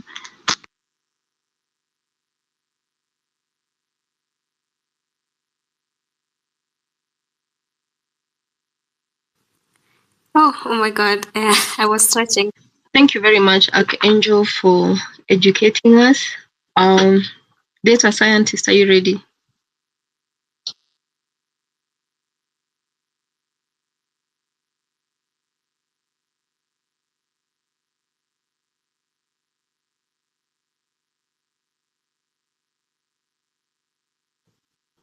I'm seeing Kowino and Mweru's hands up. No, I just wanted to clarify something, because when I hear people come to spaces and tell people to stop worrying about 2027, it really aggravates me, because we have to have a plan A, plan B, plan C. So when you come and tell people not to worry about the election, what are we supposed to do? Are we supposed to wait until 2026 or 2027 to start preparing for the election? It's a whole process. And like I said, we have 1,000 data scientists. Do you mind muting your mic because I hear an echo? So my point is simple. We have 1,036 days. And what I said was simple. We have 1,036 days to either remove Ruto from office or we start preparing for the election. But I'm going to, let's be factual here. So when you tell people not to worry about the election, the only other way they can remove Ruto according to the constitution is what? And please, the whole thing about talking about Barack Obama did not introduce Medicare to the United States. Barack Obama introduced Obamacare. So stop misinforming people and telling us that we are educating them. No, that is misinformation. And I keep saying, let's be practical here. Why do all these external countries have access to Kenya? Because of the government we have in place. If we had different people who are patriotic to Kenya, these people will not even have any influence on Kenya. So you can come up with whatever theory you want to come up with. I do not waste my time reading about QAnon philosophies and nonsense, like I call it. Let's be practical here. Who is the problem for Kenya? It's not Obama. The problem is Ruto. The problem is the people we have in government. That is the reason why we're having these conversations. And that's why I agree with the motion. Ruto must go. And by that we mean, in essence, all of them. These people are supposed to be acting in the interest of Kenyans, but they're acting in their own personal interests. We all know this. So whatever conspiracy theory you go and cook up, or whatever belief you go and cook up, let's not forget, Ruto must go. That is the reason. He's not a patriot. He's been in politics for over 30 years, which all these things about Kenya and all these issues we've been dealing with did not start during Ruto or Uhuru time. These are issues that existed sometimes even way back, even when Kenyatta was in office. I said this yesterday. My grandfather was in the Kenyatta government. All they did was steal and steal and steal. Most of them were illiterate, but they died multi-billionaires with a lot of land because they were thieves. But the main reason why this is really key for most Kenyans, in my opinion, is because this generation is very patriotic to its country, and the youth are the ones who are suffering the most.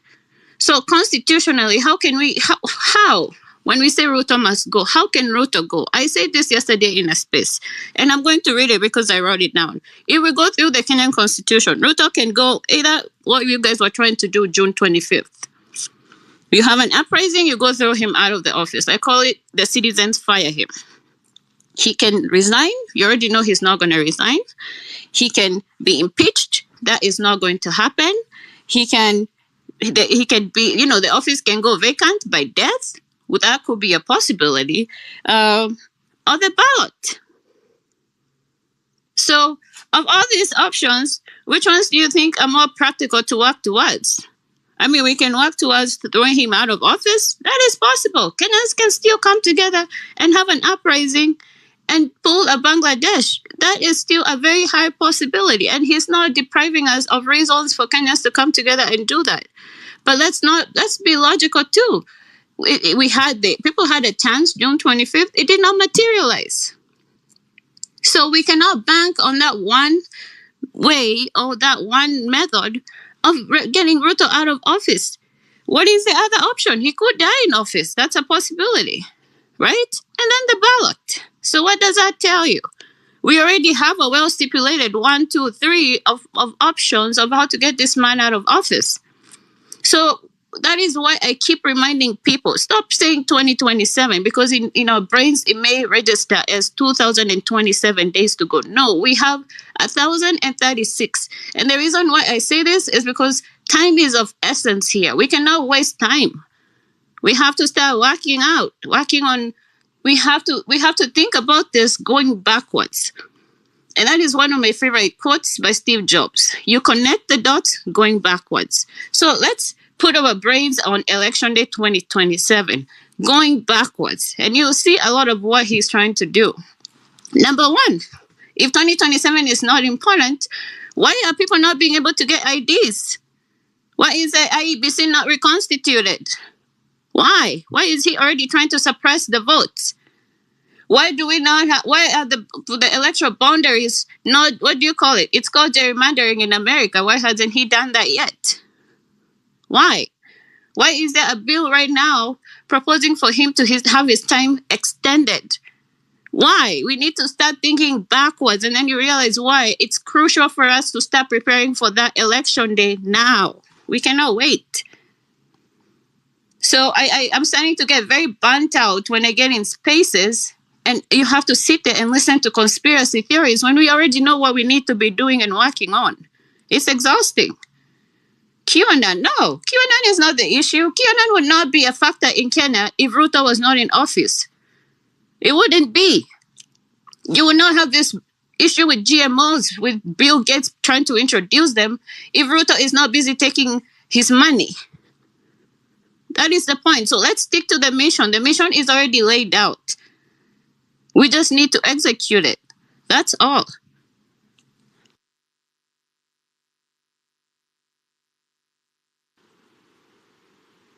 Thank you, Moiro, for your submission. And okay. Hold on. First of all, I did not say that we should not be thinking of 2027. What I'm saying that is exactly what you said. Okay, I'm quoting your words. That's what you said. It will be too late. Okay, what I'm saying is this. Okay, time is of the essence. As umesema hapa tena, time is of the essence. The reason why these things are being heightened, as in anaziharakisha, there is an agenda behind it. And what is the agenda behind it? Who are the people behind him? I'm not saying that Ruto is not a problem. I am saying this. Who are the people behind William Ruto? Okay, and that is why I'm saying QAnon is going to be important to understand these people. When he went to USA, okay, the people who they actually literally sat down wakamake bash mzima in the White House. Who are the people who attended that bash? Okay, and those people, okay, what they are known for by Americans, the things that Americans, especially on QAnon, know about those people. Akina Barack Obama is one of them. George Soros, his son Alexander Soros, Akina Huma Abedin, all those people, what are they most known for by QAnon? What are the most sordid criminal things these people have done? Okay, once people understand that, all this shit that is happening in Kenya, including missing children, is going to start making sense. My point is not that William Ruto sio ati mtu mzuri, hapana. My point is this: the heightening of all the negative things, including hizo stories of Bill Gates and agriculture and what, who are the people sponsoring these bills? Na by the way, ukumbuke hivi kama haujui, when the finance bill was being debated in parliament, there were some US senators, junior governors sitting in our parliament in Kenya while the bill was being debated. I'd like to know walikuwa wanafanya nini hapo. If William Ruto is the only problem, okay, if USA has got nothing to do with this, what were they doing in parliament when the 2024 bill was being debated? What I'm telling you is this: all these things are connected, and as you said, connect the dots moving backward. That is exactly what I am asking people to do. But you cannot connect the dots if you do not have all the information that other people across the planet have, because these other people, kwanza wazungu, Americans, they have been dealing with their rogue government for the last 4 years, and they have a lot of information about who these people are. And some of them are not even American citizens. Some of them, George Soros, George Soros wanafanya nini America? Some of these people, they're what I call the international criminal gang. They are the people behind WEF, for example. All these things that William Ruto wanafanya hapa are going to be taking us down to where the WEF want us. But in order for Kenyans to understand what the hell we're dealing with, they will have to do this research. And the best place to find, or rather the best place to start doing this research, is that Q alerts app nimewapatia. That is why I am sharing that information from Q. Because once you have that information, you will be able to connect the dots ili muone, okay, William Ruto hapa, yeye hata he is a very small thing. Kuna mashetani nyuma yake, na yeye ndiye anawafungulia mlango. Na kwa hivyo, in order for us to stand up for this country, and in order for Kenyans to understand in what kind of bad, horrible situation we are in, itabidi Kenyans wafanya hii research kabisa mkiwa serious, because people do not understand that we're in a very precarious situation. That is what I am saying. I am not saying William Ruto ni mzuri, and I am not saying we shouldn't think about 2027. I am saying I think 2027 will be too late. That's all. Oh, thank you so much, Archangel. So, data scientist. Yes, thank you, Nothing. One of the main things that I really like about this space is the passion with which everyone speaks, and that's a good thing. It shows the love for the country. What I wanted to talk about was I wanted to address Koino, because I really like the way he presents, and wanted to talk to him, but I see he has dropped. However, he gave a problem. He addressed a problem of MPs and how they need to be removed and so on, and that was his take. And I would like to address that from a different angle. How to remove governors, which is actually one of the things that I'm working on, and it is bearing fruit. So, for example, there's a certain county where a whole governor launched a dry tap. Yes, she was launching a water project. She opened the tap, and the water just did not come out. Yeah. Then the same governor launched one classroom, the opening of one classroom. Now, the projects that we are doing with the various counties, that's Nakuru County, by the way.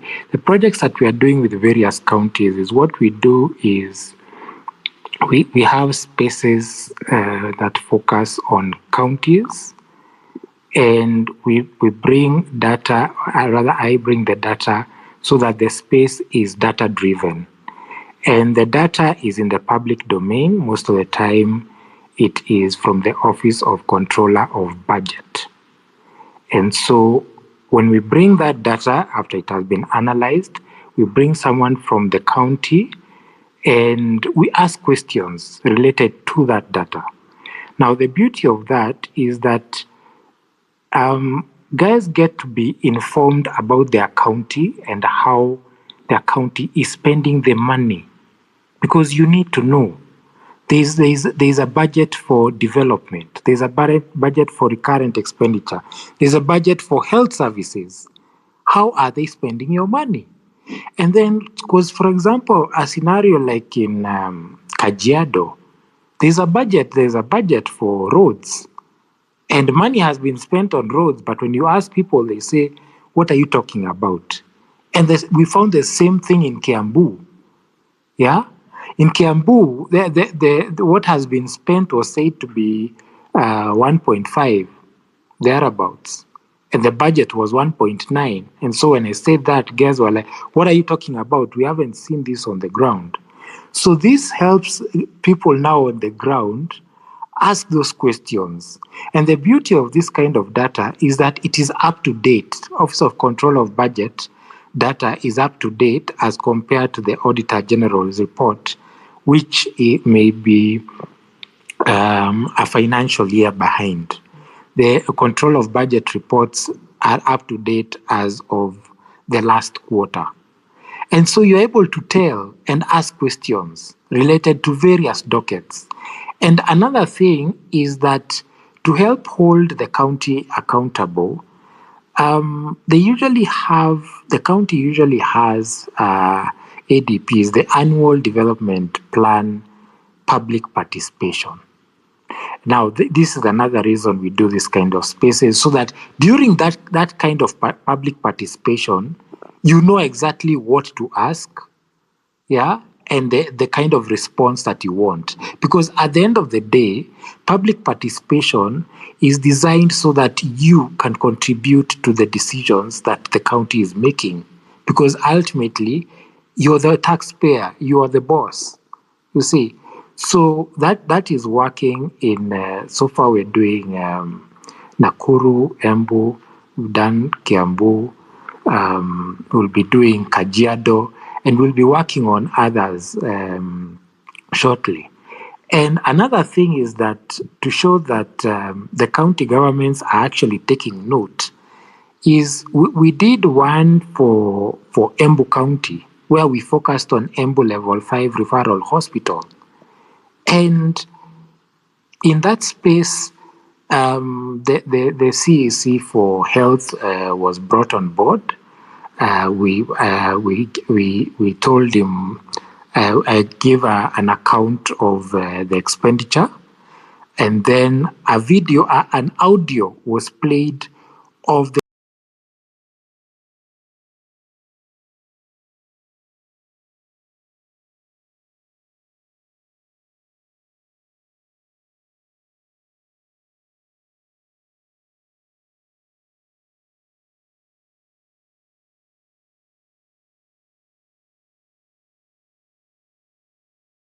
with somebody who has no courage. They will side with power, because when you side with power, you avoid retribution. They can't abduct you, they can't jail you, they can't take you to court. When you side with power, they can buy you, they can give you money, deposit money in your account. They can give you a job. So you are immoral. But when you stand for justice, for truth, for the rule of law, you're not getting anything. And that's why courage is the number one virtue. The other virtues emanate from courage. So you even see your friends. Those who are not courageous. You have got 1,001 stories to say about them. How they have done things that you don't know, how they have betrayed you. Those people have no courage. They have no courage. So they are immoral in that sense. So if we have to come up with a society that's anchored on values, on ethics, on morality, we must foreground courage, especially where conviction is being designed. That here we are supposed to be decisive and do the right thing. And what's the right thing? This person must be fired. What's the right thing? This policy will be implemented because it's in the best interest of the people of Kenya. It doesn't matter what business is saying. It doesn't matter what the Americans are saying. It doesn't matter what the IMF, that's courage to stand up to those institutions. So we condemn these institutions, but I'm afraid if we were to meet this institution, we'll take the instructions. We will take the instructions where you tell them, look, I'm not going to take your prescription because it's going to impoverish my people. It's going to pauperize my people. These policies, you can go to hell with them. That's courage. So I'm saying we're a consensus society. As Gloria said, consensus. We like consensus. Can the president and the deputy speak? Can they speak? No, that the country is sliding into anarchy. There's nothing about like that. In fact, how do you test democracy? You test democracy by letting things boil to fever pitch. When it stands, then it has passed the litmus test. It has. So this business that politicians are ejecting one another, plot all over the world, politicians plot against one another. The Democrats are using lawfare. They've been using lawfare to try and block Donald Trump from the ballot come November, haven't they? How many lawsuits have been filed against him, even as we speak now? What is that intended to achieve? To see whether they can lock him out of the ballot come November.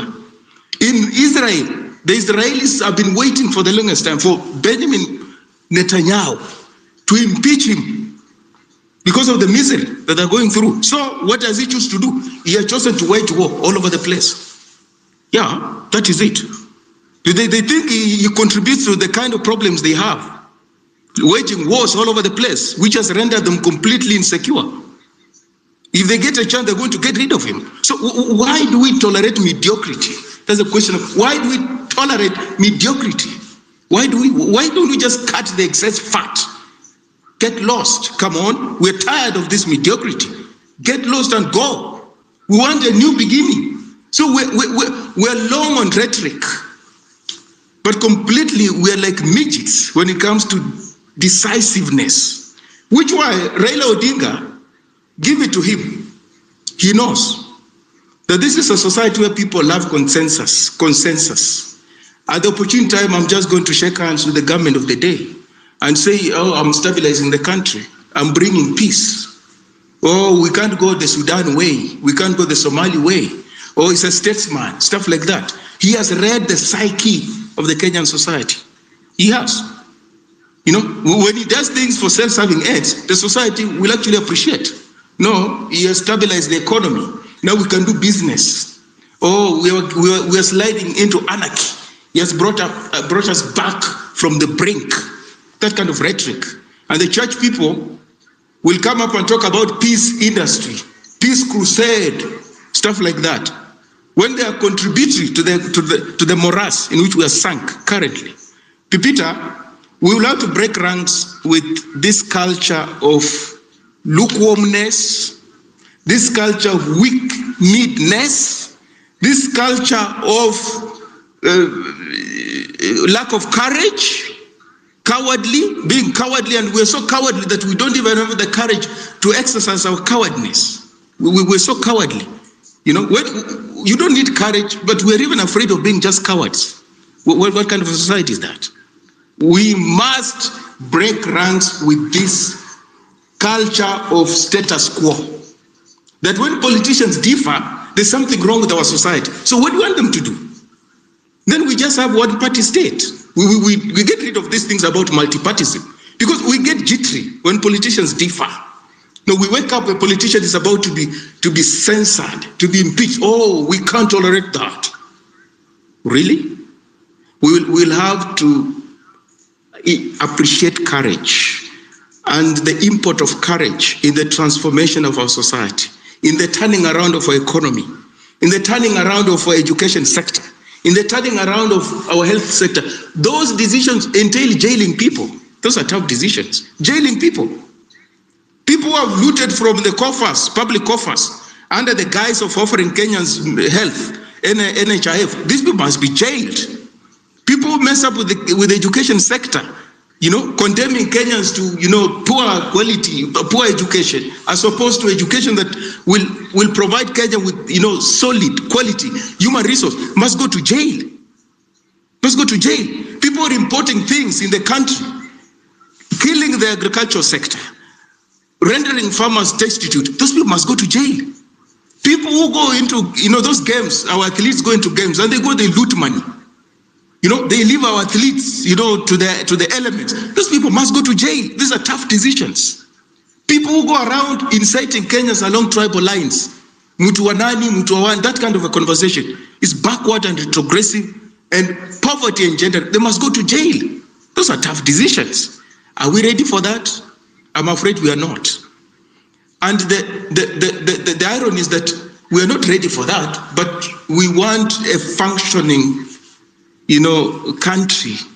We want a functioning society. We want clean water.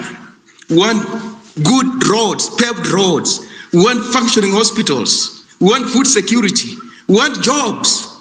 But we're not ready for tough decisions. Isn't it ironic? Isn't it counterintuitive? Oh no, we can do better than this. We can do better than this, ladies and gentlemen, fellow countrymen and women. We can do better than this. If anything, the regarding Gachagua impeachment motion has exposed is the lack of courage in our society. If anything, this impeachment motion has exposed lack of principles in our society, such that we're the kind of people. Peter, do you know that if you are my enemy and you're doing the right thing, courage, morality dictates that I agree with you. I do agree with you. And if you are my friend and you're doing the wrong thing, courage, morality dictates that I call you out. I call you out. That's what it means. So, but for us, if you dislike Pepita can never do something that you can agree with. That's weird. And if you like someone, that person can never do wrong. You'll always find justification for what the person does, no matter how evil, diabolical it is. What kind of a society is that? What kind of a society is that? So, I don't agree with William Ruto. I have a problem with this policies, what he's doing. But to impeach Rigathi, I agree with him. I do. On that score, I do agree with him. What Ishmael was talking about, scaling the stairs and chewing gum, that's complexity. Complexity. Yes, you're doing the right thing. You're my rival. Yeah, you're from the other political formation. I'm on this side, but your policies are towards enhancing the national good. I agree with you. That's bipartisanship. That's what they call bipartisanship. When Democrats and Republicans agree on things that are in the best interest of the American people, as opposed to the narrow-mindedness of their political conviction, that's bipartisanship. And that doesn't mean they are not going to compete at the ballot. It doesn't mean they won't compete. They will compete. It doesn't mean they don't differ. They've got differences, some irreconcilable, but they never compromise when it comes to policies that are in the best interest of the American people. That would be completely ridiculous for somebody to shoot down things that are meant to enhance the collective good. But what we do in Kenya, you shoot down anything and everything because the person who is advancing it is your political rival or is your enemy. No, that's infantilization of our politics. We have infantilized it.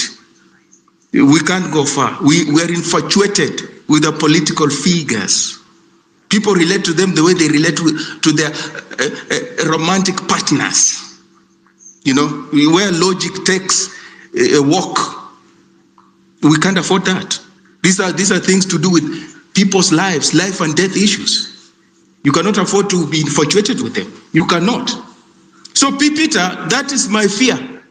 That going forward, it's bumpy. It's bumpy. Already there are indications that some of these leaders of the Gen Z are compromised. Those who have eyes can see they are compromised. But those who don't see history will say, no, they are not compromised. You are reading your own things. We don't need history, but we've been here before. We've been here before. We've been here before. Time will tell who is on the right side of history or not. Time is always the answer. It's always the answer. And as I always tell people, as long as your views, your actions, your decisions are not informed by malice, you'll be vindicated in the fullness of time. You only have reason to be afraid when what you are saying is informed by prejudice, by malice, by short-term interest, because you will also be exposed in the fullness of time. So these things about what some of us, we've stood up for what we believe in for the longest time. So this is what we are. We have never been politically correct people. We've never been people who massage egos. We've asked people questions. We've asked even people senior to us, as way back as when we were in private school. We've always wanted things to be explained to us. So it's not something we began yesterday. But for some of us who are beginning yesterday and thinking that everybody else has been part of a choir, we have not been part of a choir, some of us. We haven't been. And some of the things we do in life, they don't require us to be sycophants, because we're going to mess up societies. It requires to adhere to truth and facts and evidence to build a society. So we bring on board things that we do in our personal lives. We don't bring on board popular views. We don't do that. In whose interest? That everybody else is walking this direction, so let me follow them. No, we don't do that. I'll go the other direction. If I'm convinced that that is the direction to go, I'll take it. And truth is not like democracy, where you need numbers. Truth stands on its own, even if there's only one person who subscribes to it, the absolute minority, against 1 million people. Who said that the world was spherical? Who was that? Who said it? You remember? What happened to him? Everybody was saying, no, the world is flat. This guy said, no, the world is spherical. No, we're going to hang you. Question. Okay, he said, it's the truth. Wasn't he vindicated? Yes. Question. He was vindicated. Okay. If you... Yeah, is that Pepita? No. I said that. Sorry, okay. We'll let him land, then you can come and say that. Oh, Avin, I think it's Avin. Avin, I'm saying this. People have contested even scientific discoveries and innovations because of their prejudice and small-mindedness. But in the fullness of time, they have been proven wrong. So I'm saying, to move Kenya forward, we'll have to interrogate our own prejudice. We'll have to interrogate our own, small worldviews. We'll have to be accommodative to people who have dissenting views. We'll have to be accommodative to people who don't read from the same script as we do.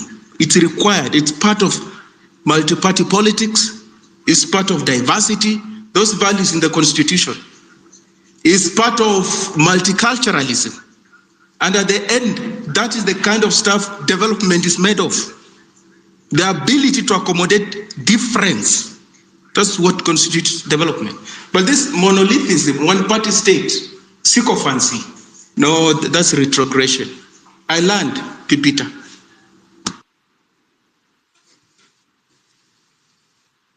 Hello? Weston, this is actually someone I can debate. You're actually a really, really smart man. So I want to ask people in the crowd this question, because I don't want to dominate. If you see what happened today as a success, I saw everything that happened today as very, very successful for the Gen Z movement. I think the Gen Z movement can look at what has happened in our country today and say, this is a win for us. We've been able to mobilize more people into the movement. But we're now actually able of bringing in the old people into the movement, you know? That was the first success.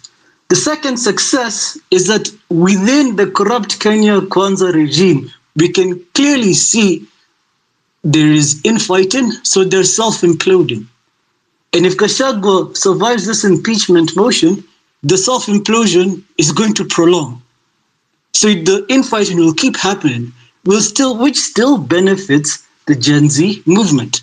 So my question is, if you view what happened today as a victory for the Gen Z movement, do you think we should congratulate Gachagua for playing tribal politics? Because this could not have happened if we didn't play that tribal politics of Murima. There was no way Kenya Kwanza would have been able to splinter the way it did. So are we going to give Gachagua thank you for playing tribal politics because it works to the benefit of the Gen Z movement? Thank you. Okay, as we go on to the next speaker, thank you so much for that. I want to hear new speakers as well. I have in the way of Edwin, Dolphin, and of course, the other guy as well. So Edwin, how are you doing?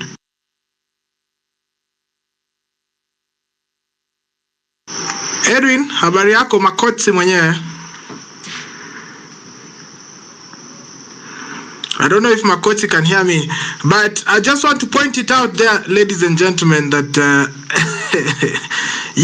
I understand that you really are angry at me, at William Ruto. Yeah, I have really gotten backlash. Dolphin, habari. Edwin, kwani unisikii? Lost Edwin. Dolphin, habari yako? Dolphin, are you there? Okay, let's go to Mbugwa. Mbugwa, habari yako? Allah. Misada, you can get me though? I hope so. Yeah, I can hear you. I just hope someone answers the question. All right, yeah. Mbugwa unanipata? I don't think Mbugwa can get me. All right, request the microphone again. The other guy, how are you doing? Can you hear me? Yes, I can hear you. Okay. I thought I'm getting some problem from, I don't know if it's my side or your side, but you're a little bit katika. Okay, sijapata kutoka kwa my side, but yes. Mbogo hadi amedrop already. Oh, ni Hardman anaongea? Yeah. Okay, am I fluent? Yes, you are. Yes, you are. Okay. Is this hii mambo ya Gachagua? I think all of them should go home. They are not helping us in any way. There is no need to keep them. And I think people who have a lot of problem are the Kalenjins. They usually say when a rat is bad, you should keep it. Even if it's bad, you should keep the rat. But now the rat which we are keeping it has started eating us. Should we keep the rat again or we chase the rat away?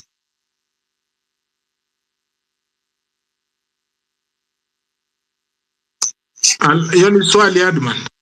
Hiyo ni swali. The rat should be chased because if you have started eating us and you are taking care, even if a person is bad and is from ours, you should keep the person. We should protect. But where it has reached right now, I think there's no need of keeping anybody anymore because we are keeping people who are stealing from us, people who are making our society bad. Maisha sasa imekuwa ngumu. People from Nandi, first of all, I really pity those people because if you see their roads, you'll really, I don't know even. I'll try to share a photo, then you see how really Nandi is the home ground. Now, if a person cannot even help his own home ground, what about the rest of the country? How will it be? If you cannot help your own home, how will you help other counties? Because you usually say charity begins at home, and we don't have Ruto has done nothing to his home ground. I think you see the picture I've posted there. You look at it, and that's the situation on the ground. You see, even that's a milkman taking the milk to the service, and a tea rolly, tea collecting rolly. Now, if this guy cannot even develop his own home, how will he help the Kenyans? He wants to just impeach Gachagua for his own benefits. I think this guy should go home. Let them go, all of them home. There's nothing they are helping us. I was thinking, I want your help here. Can we form our own, like IBC funded by the people? Can something like that happen?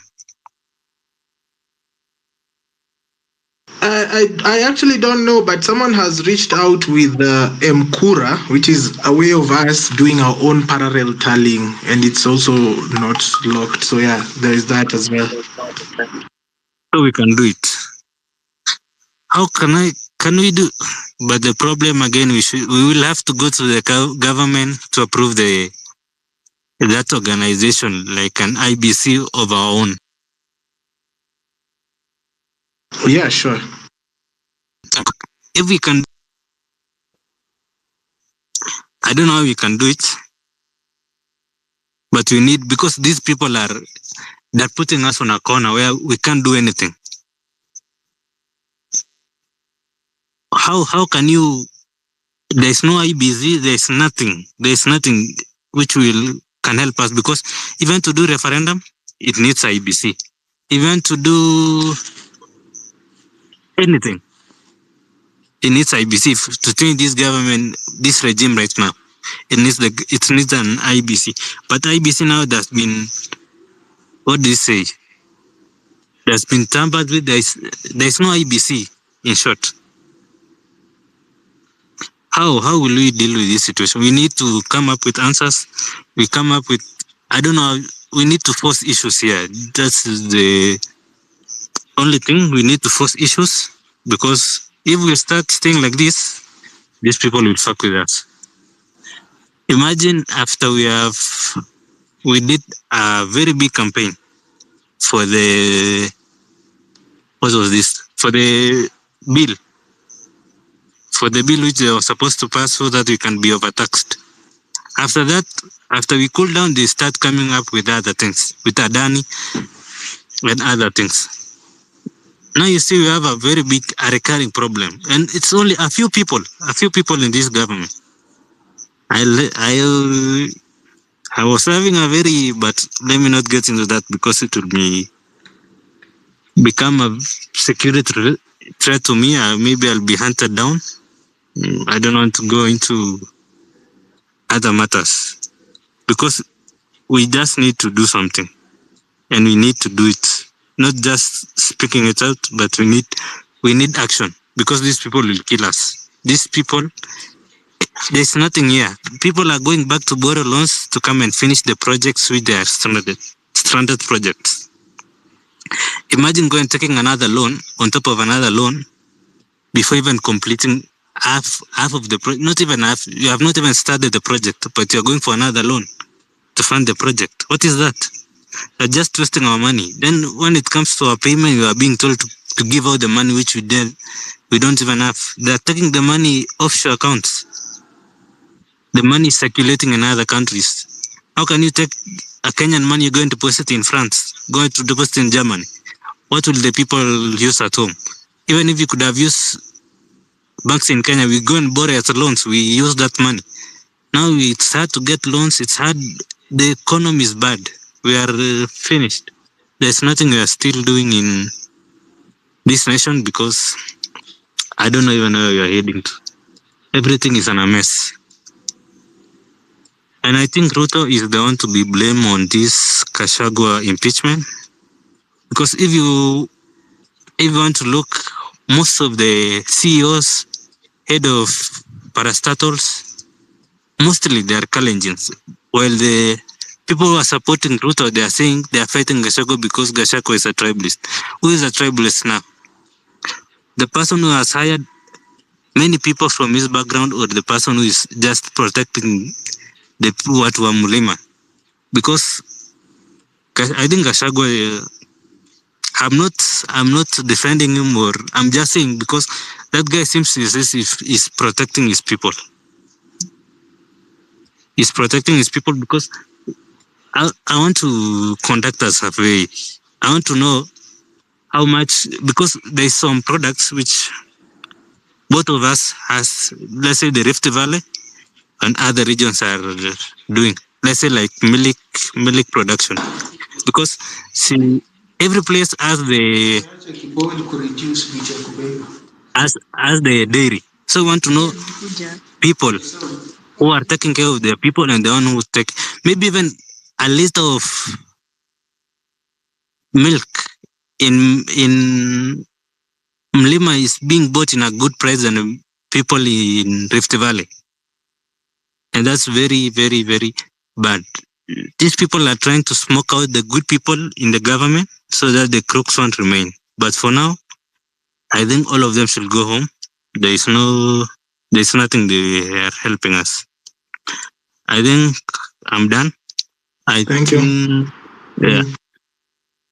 Now, the people who are requesting the microphone and I'm not able to see them, kindly request by I would like you to refresh, update your app, and then request the microphone. I guess I will see you then. So the Home Run with PP is supported by you, the listener. Today we have had an amazing shopping spree. I'm about to post that photo here to show you what we have been doing here on the other side. As well, so much hate I've received today, but ni life. Tuende kazi, General China. Ni aje General China? Yes, good evening, guys. I hope you guys. Today, it has been a busy day, full of. I call everything that was happening today is like the nonsensical things and the shit that this government is putting us into. According to me, me personally, I was in Bomas to witness the shit that was going on there. You could see the level. You could see how much effect Gen Z has made to the ground, like how people talk. People are just coming from that slavery of politics of tribalism, of these people coming from my region, this one comes from this region. But I'm telling you, as we go on, I'm seeing us going to the right direction, and this is the right time to just stay focused, and we are not going to relent anymore, because these people, first of all, I can't be sympathetic to Gachagua. I can't be sympathetic to William Ruto. That one can't happen. These are people that we wanted to go home. That if we say Ruto must go, we mean that we don't want this government. We don't want this government plus all cronies. These cronies that are living in the parliament. Like today, I witnessed all the scandals, the chaos that erupted when citizens, a public participation, like here we are participating. I'm not tied to give an opinion that pleases you. We must have to have a divergent opinions on what we think about this nation.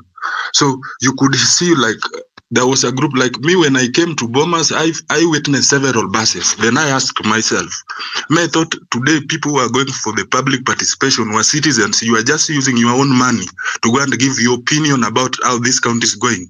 But when I saw buses, and those buses, around those buses, you could see people crowding around there, being given money to go and make a decision. Brothers, we have a problem. I'm telling you, we have a problem. I left that ground a very sad man, injured first in the first place, because we are the people who rescued our brother Morara. Those people, even that was a plot to kill.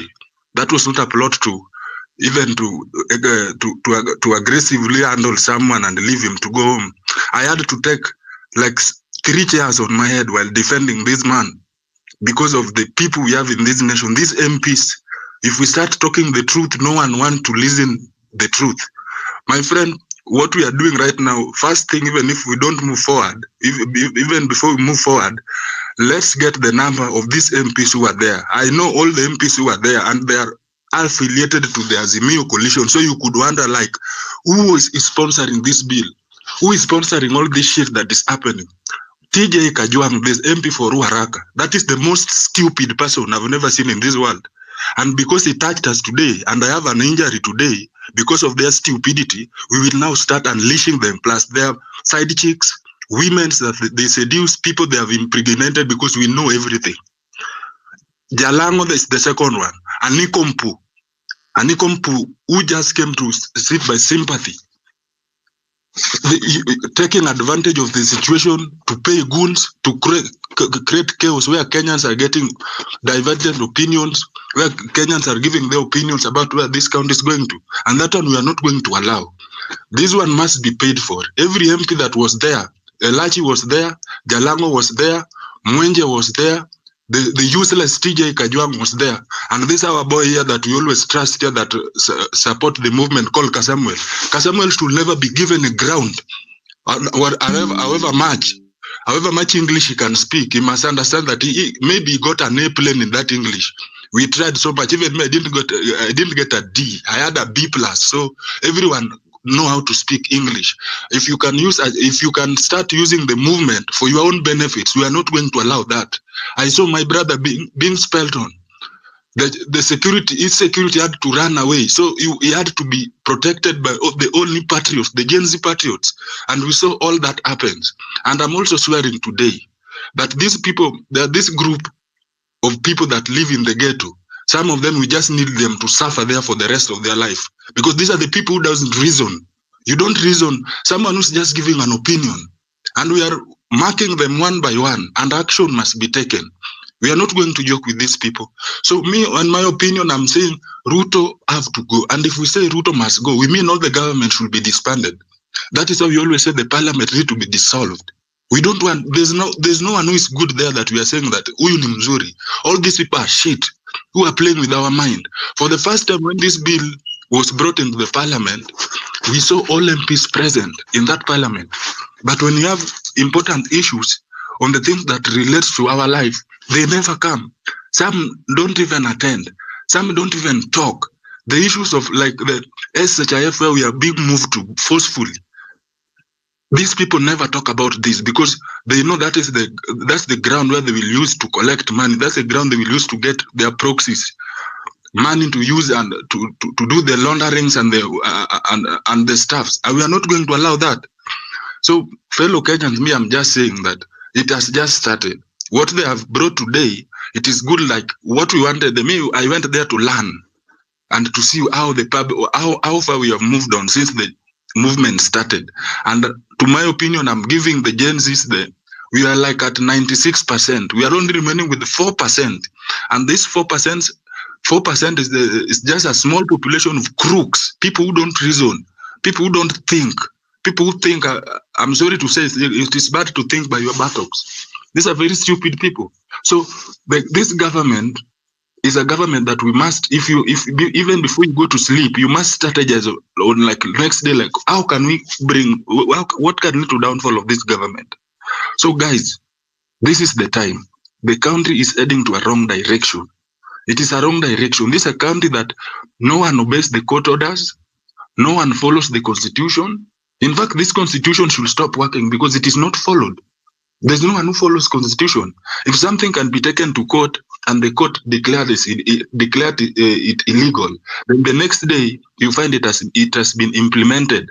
It's a law and it is working. Which country are we heading to? Which direction are we heading to?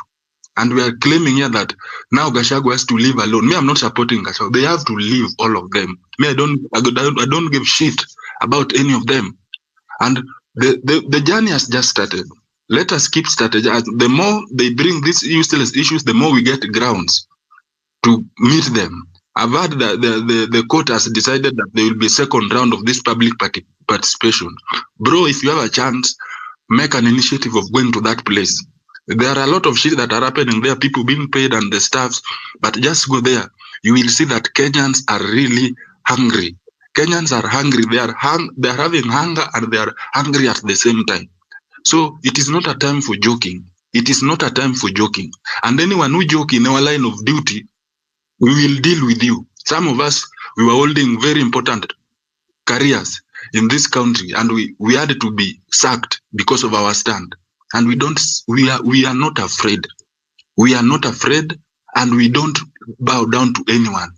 We will not kneel down to lick people's buttocks. It will not happen. I'm telling you, it's not going to happen.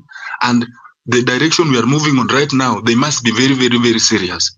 It is good. The person who sponsored all this public participation, hoping that he will come, the winner was the president. And he has seen dust. Every place it was Ruto must go. Every place, each and every place where this thing was conducted, it was him must go first because no one wants him. Let him not play like he's a clean, is a clean sheep or he's a dove. We are not going to allow that. Kenyans, let's unite. This is how revolution starts, and this is a journey we have started. We have invested in. We have lost all the little we have, but we have big things coming ahead. So don't give a damn about all this shit that these people bring to place. These people do not even think about. These people see us as fools. There's a young man who stood and took the mic, and in fact he got into anger and told TJ Kajang on the face that you people are stupid, and you could see the aggressiveness that came from their side because all the time they've been thinking that we are fools. They can run with our minds, they can play with our minds the way they play with their families. It will not happen, and it is not going to happen. I know arrest will be made. The president is so angry. The information that we have, according to our desk now, that they are trying to trace people. They claim that there are people who came there to instigate. No one came to instigate. No one came there to cause chaos. It was coming there to speak the reality, to tell the public the reality about the direction where this country is heading to. And it is the beginning. Me, I'm telling you, it is the beginning. Me, I'm ready. From what I saw today and the hunger that I've carried from Bomas, I'm a different person today, and I'm turning to an animal. I'm not going to joke about anyone. I'm not going to joke. Me, my MP is that Jalango, the Nikompu, the comedian. I've told him, you will see dust. Send your goons. I'm also a good goon. I was a very good goon when I was in campus, and I can still revive it back. It has not gone. It is not gone. So, guys, we are in a wrong direction. Please take the civic to the people in the crowd. Tell the people the truth. Tell them the shit in this government. Tell them the plans that they have with their taxes. Tell them that this SHIF cannot help in anything. This is a scheme. If NHIF itself was a scheme to loot from Kenyans, why was that lady? There's a lady that was killed in the middle of the CBD who was shot. A shot came from nowhere because she was in NHIF and there was important information that she had there about the loot that happens there every day. Then right now they want to move us from frying pan now to the fire. We are not going to allow that. This country that is a point that no one is going to be carried away by fear, by intimidations, by job sackings, intimidation, and whatsoever. Stay strong wherever you are. The journey has started, and it is going to be very, very fiery ahead here. So, my brothers, I'm still hungry. I'm still hungry, and I have hunger at the same time. I will speak if I get another chance. Thank you so much, General China, for that submission. Of course, ladies and gentlemen, if you're tuning in for the first time, this is Home Run with Pipi. Home Run with Pipi comes to you each and every weekday from 4 p.m. all the way to 9 p.m. East African time. You can be part of our community by just tuning in on Spaces. Every weekday from 4 p.m. all the way to 9 p.m. East African time, you'll get me here on the microphone. And of course, my show is supported by you, the listener. If you like what I'm doing, there's a tip line, and I get what the anger that General China has, because when I was waiting for this public participation, I didn't expect people to receive chairs, to stop chairs with their heads. I don't understand why a poor man hates another poor man this much. Why do we poor people hate poor people this much? Dolphin, maskini anapiga maskini kiti alafu leo siku anaiona ana sapa. Shenzi kabisa. Na Dolphin aidha Pipi. Yo. Mi nashindo umse anakasirikia nini sasa, because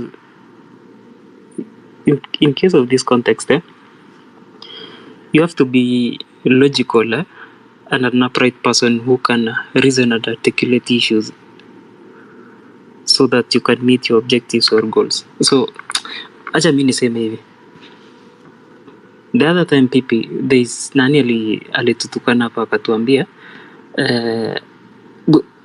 there's a word that he used that we never reasoned at that time. So by the wacha mimi niseme hivi, kama ulienda Bomas you never met your objective because it was what happened in Bomas was meant to happen, and that was the government organizing it that way. The reason why they organized it that way, they needed pictures just in case people goes to court. Now they claim that public participation never happened. That is how governments work. They work through blackmail and propaganda. Kitu ya pili, you are setting in for a cause. In my opinion, Rigathi is a truthful person. He has his shortcomings kama watu wengine. If you tell me that Rigathi today must go, that you are planning for a public participation for a deputy president to be removed from the seat of the deputy president, then I guess reasoning yako hapo kidogo iko chini. This is my reason. JKIA is being auctioned. People have forgotten. You claim that Chief is the problem. People have forgotten about it. You claim that taxes are being increased. People have forgotten about it. You claim that some certain tribes are being given jobs. Some certain people are unqualified or unfit for some certain jobs. Yesterday, the day before yesterday, when Iran was firing missiles to Israel, I was talking to some guy, nikamwambia today evening kutakuwa kuna shida, na akaniuliza umejuaje? Nikamwambia it's because the government does not pay attention to what's happening internationally, and the government has never paid attention to its citizens around the globe. Kitu yenye serikali ya Ruto ingefanya as a noble president to evacuate people from Lebanon and Middle East at large before the war erupts.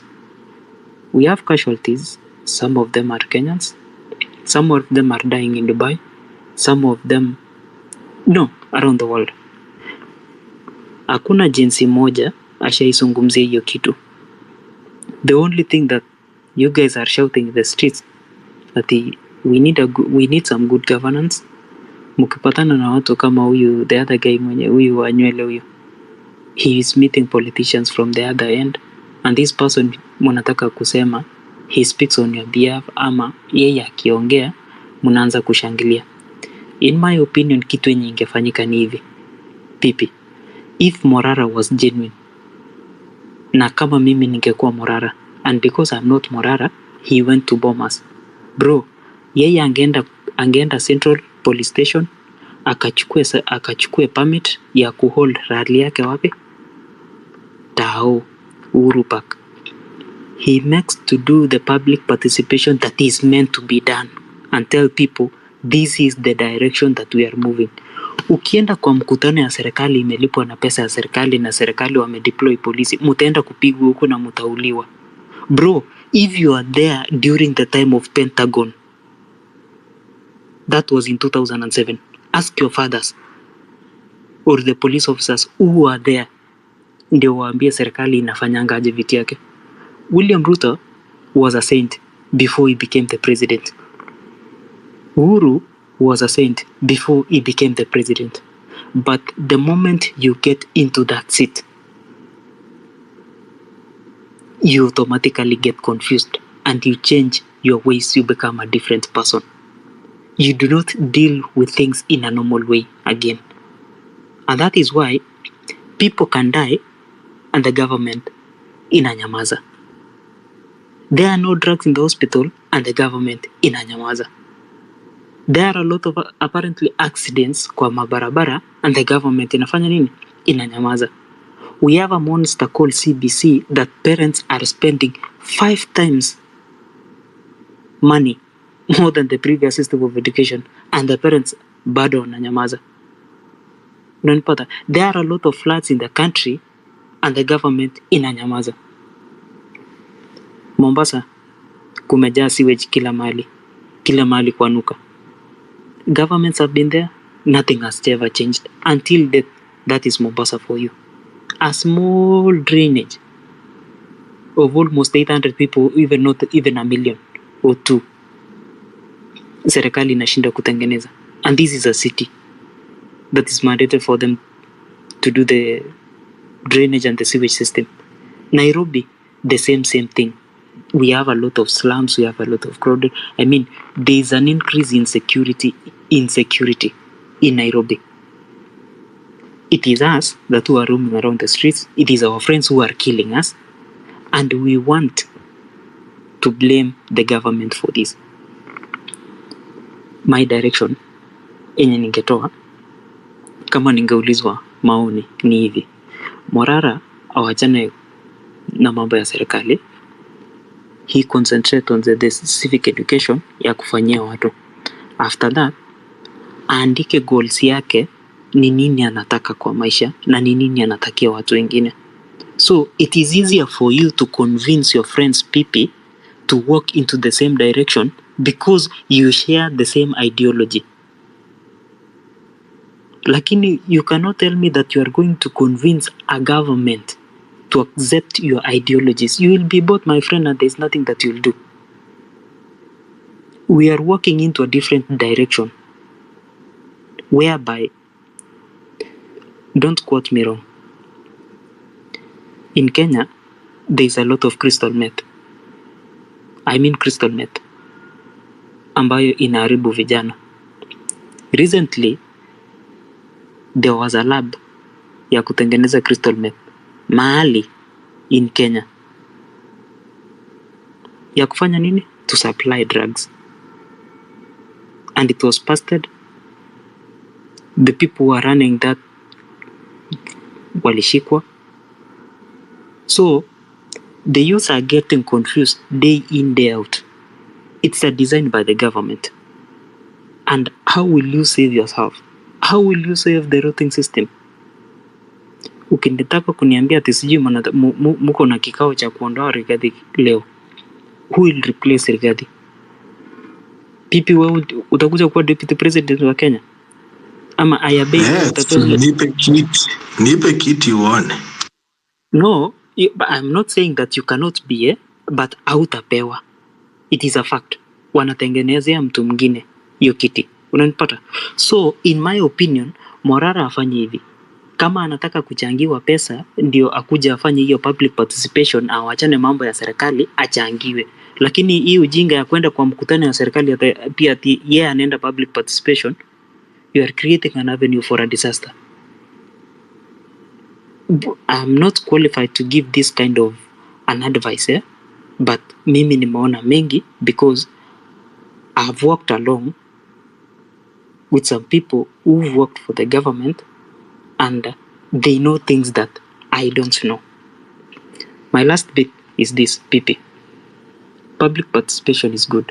It's a nice thing.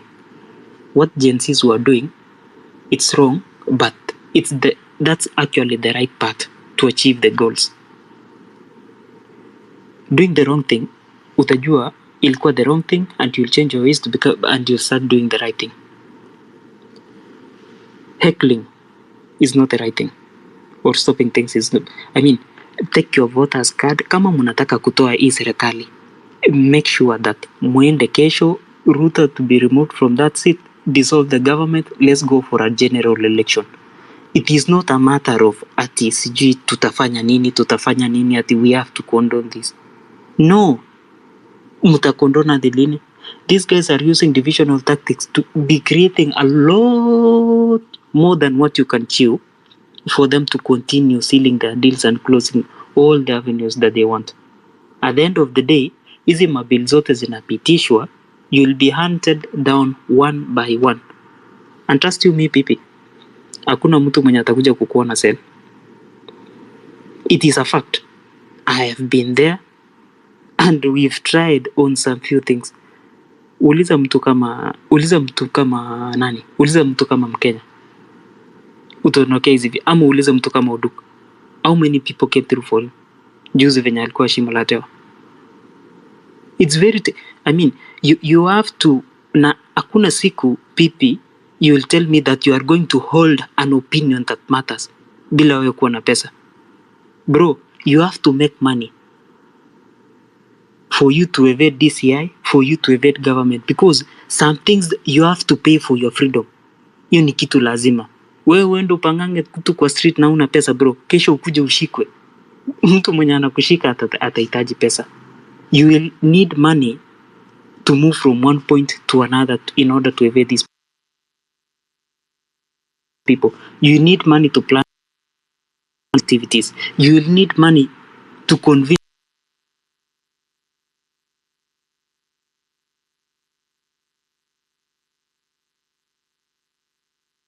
that we are moving towards the right direction, because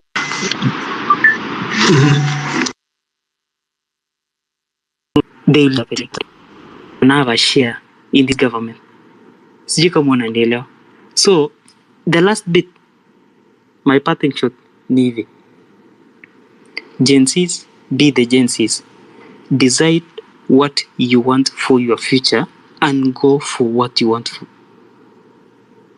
Hii tabia ya kufatana na watu wa serikali, that wacha to let's align ourselves with this kind of a person so that anaweza tuongelea pale mbele. Remove the government and install your people afresh. Hii tabia ya sijui ati to let's align with some certain politician, hata huyo mkeo mtata angekuwa mtu mwenye ako na akili, he would have resigned and led a revolution long time ago. Why is still working for the same government? Ama atatuambia sijui because he was elected by people and doing something. Sindio? Because you are part of the system that is creating havoc and chaos. So why don't you leave the system and tell people that we have this strategy, let's follow this strategy and overthrow this government? Tabia kuja kudanganya sijui public participation. Rigathi hakuna mahali penye anaenda. As long as William Ruto still sits on that seat, hakuna mahali penye Rigathi anaenda. Na Rigathi akitoka hivi leo, there will be a division and there will be another 2007 in this country. It's like people, you know, removing a deputy president from one community that holds larger portion of votes. Si ati ni watu, na si ati people when you utaenda kupigana kesho. Yeah, ako na watu wake. And he has got also his stake in this government. And if you never knew what transpired before that 2022, mahali penye hao wase walikuwa wamefikiana, ask Ndindi Nyoro, he will tell you that. And Babu Owino, you've not seen them in this circus. Na ulisikia Kimani Ichung'wah alisema nini? Rigathi alikuwa anakaa kwa nani? Kwa Ndindi Nyoro. Akitafuta nani? Akitafuta na Uhuru. So ask yourself what is going on. Na Ndindi Nyoro, how much has he accumulated for this period of time? Na kama Rigathi ni mbaya, you are questioning over 5.2 billion shillings yenye yeye ameaccumulate. Ruto amechukua pesa ngapi? Kindiki amechukua pesa ngapi?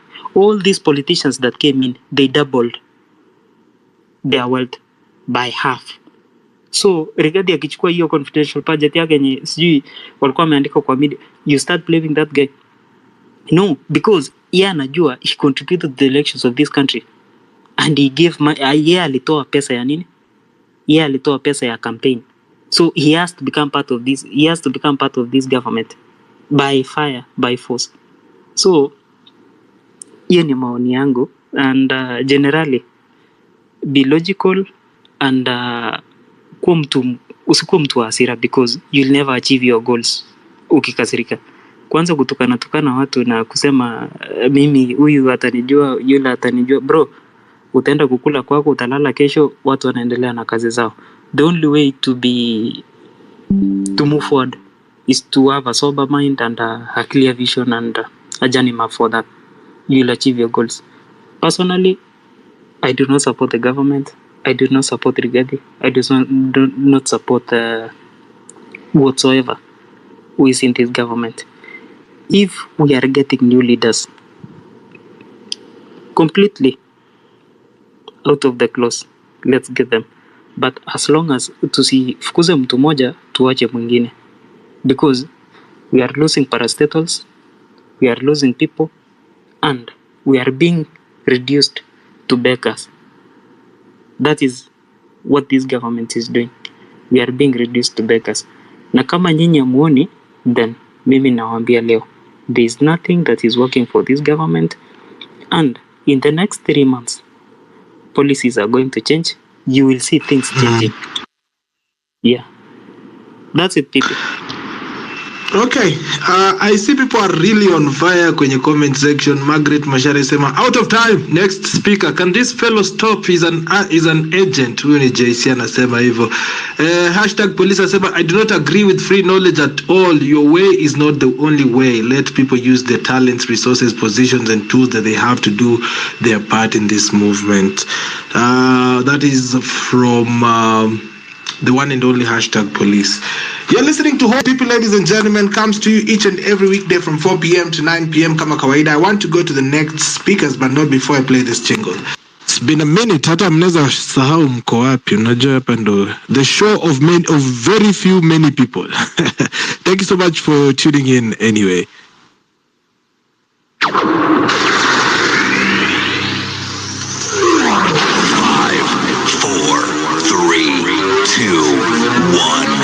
0. Welcome to Home Run with Pipi. Karibu sana kwenye show yetu ya Home Run Pipi, mabibi na mabwana. I have been working behind the scenes. That is why you are hearing the echo. The sound was not a bit crisp. I was not using the machine to stream the show. But now I'm back on the machine. And of course, if you want to see why I was not on the machine, you can check out my latest post also on the Jumbotron. Jana, nataka niwapigie makofi. Najua imekuwa siku mrefu. Yes, I came out to the listeners yesterday and said we wanted to improve our studio, and they listened to my call, and whatever you fundraised, ndo hiyo kiti mpya imeingia kwa studio, some new wallpaper pale ndani imeingia kwa studio, and of course there's also that background curtain imeingia kwa studio. So we are building in nice. Asanteni sana kwa wale watu ambao wanaingia kwa mfuko yao wanatuwekea kakitu. Unajua kuna kitu mtu amesema hapa imeni touch sana. Kenyans are hungry. And you know, a hungry man is an angry man. Ladies and gentlemen, the picture that was painted today on national TV, in various parts of the country, is a picture of an angry nation. You know, when you used to go for these public participation videos, the ones you used to see, most of the times you would see people probably just pacific, wametulia tu, they were not speaking. But this time round, people were fighting to be on the TV cameras to tell Ruto to go away. People are ready to get on that camera or that microphone and speak. There was a lady who spoke, and I was like, oh yes, we need this level of power on our country for people to speak. But honestly, one thing I noticed is Kenyans are speaking from one language. Lakini hapa Twitter tunaendelea kutukanana, tunaendelea kudhalilishana.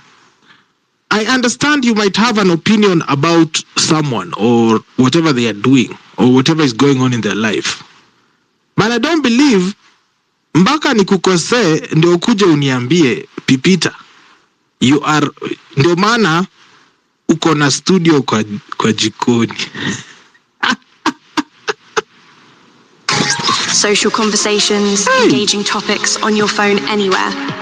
This is Home Run with Pipi. Streaming live from my kitchen, this is Home Run with Pipi, ladies and gentlemen, comes to you each and every weekday from 4 p.m. all the way to 9 p.m. And of course, today at 9 p.m. I will be live. I will be premiering another interview. Wataendelea tu kuongea vibaya, lakini sisi tunaendelea kufanya kazi hapa. So I'll be premiering an interview with Grace Olwande on HRWP YouTube channel. That is our YouTube channel. Welcome to HRWP. That is Home Run with Pipi, our family where we share good stories, and we are doing journey series. You need to listen to what Grace Olwande has to say to that. But today we are here about public participation. It has been quite a day. People feel betrayed. But my question is, you guys said you are leaderless. Who betrayed you? Who betrayed you? The other guy. habari yako? Mimi niko salama. Now, when you say we were leaderless, but everybody was in there. So if one of us betrayed us, that's what we are talking about. But now I have two issues on this matter. And the first issue is the script keeps repeating, and Kenyans keep falling for the same script. Now there is a guy who started talking, and one of the first things he said is that Gachagua is a truthful man. How is Gachagua a truthful man? I mean, if somebody says he's a truthful man, that does not mean he's a truthful man. That is a billionaire who has done nothing to become a billionaire. So when you are a Kenyan citizen in this revolution and you say Gachagua is a truthful man and he has some shortcomings, you are lost. You should first go find yourself, but it's your opinion nevertheless. So on my issue of if Gachagua should be impeached, I think Gachagua should be impeached. I think Gachagua should be impeached so that other people learn of the consequences of being in a corrupt system, a system like the one Gachagua is currently in. And it's my hope that he is impeached alone. So when that guy saw many of us Gen Zs getting killed on the streets, and he has been in 2 years of corruption, of pure corruption. He has said nothing, he has done nothing. I pray that he gets impeached alone. As much as Ruto should be the first one to be impeached, I pray that Gachagua gets impeached wa kwanza aende, maybe others will learn. Now the other thing is wishful thinking. We come to these spaces and we say the obvious. We say wote wanafaa kuenda. That's wishful thinking, because when you say wote wanafaa kuenda, those are people who are ready to kill more than 100 people to stay in power.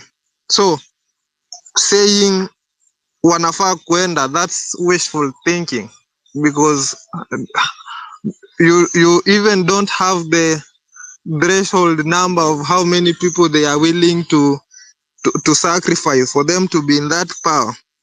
Now we cannot become like them. We cannot be willing to kill to change the governance of this country. But all in all, if we are to strategize fitty, we have an opportunity to change the trajectory of this country. So I think these spaces, Pipita, should be more of strategy oriented spaces. Mtu anakuja anasema, what do you think should be done? Because I've been in many spaces and people say the obvious. People say Ruto is a thief. Everybody knows Ruto is a thief. Everybody says Ruto and Gachagua should go. Everybody wishes worse could happen. I mean, go where? I wish worse could happen. But all in all, like I said, it's wishful thinking. So we should be strategic. Alafu, the other issue is, kuna General China. Kuna General amesema tunafaa kuwa na divergent opinions and they should be respected or listened to. I think that guy, general, I think that guy loves the country. You can feel it in his voice. That is a person I too would be willing to debate with, to have discussions with. You listen to that person and uko zile za huyu ni mse anapenda hii country. So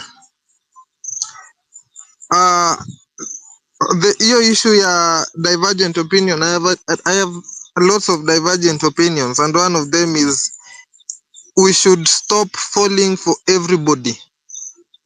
Tuna behave acha nitumie malaya, tuna behave kama malaya. The first person who comes out tuko hapo. Somebody tries to do a different thing, we already anoint him, and that's why people like Kasmuel end up disappointing us. Now, I will go back kiasi to the time of huyu jamaa alikuwa anaitwa Kigeugeu. That guy wasn't a politician. He wanted to do something good, and people turned him into a politician, and that's what's been happening. Somebody comes and tries to do his own thing, take a different path, and Kenyans, because we've been tumetumiwa vibaya for long, we see a messiah. I mean, Eric Omondi did not come out as a politician. Now people are encouraging him to be a politician. Jalas did not come out as a politician. He did some 1, 2, 3 good things. People want him to be a politician. Morara Kebaso, the guy had his own path. Kazi yake ilikuwa kuonyeshana project za hazijafanywa za government, which was a very commendable thing to do. And hata hiyo story na fair at that time support. But now when you pick the script, when we realize you've been reading the script, it's funny because in a matter of 2 months from showing government project to becoming a self-declared and backed by some people president of Gen Z, I mean, that's a far reach, to be honest. Now, he may be a genuine guy, and I would love that he is a genuine guy. I would love for that to be true. But I mean, you know Kasmuel as well as you know me at this moment. I can speak all the right words. Everything good, Morara has been saying. Hizo vitu politicians have been saying over and over again. Hakuna mtu hawezi sema Ruto ni mbaya. Hakuna politician hajatusi politician mwingine. The script is the same. So if Morara Kebaso is a good leader and si vizuri venye leo alipigwa, that should not happen to Morara Kebaso or any other Kenyan citizen.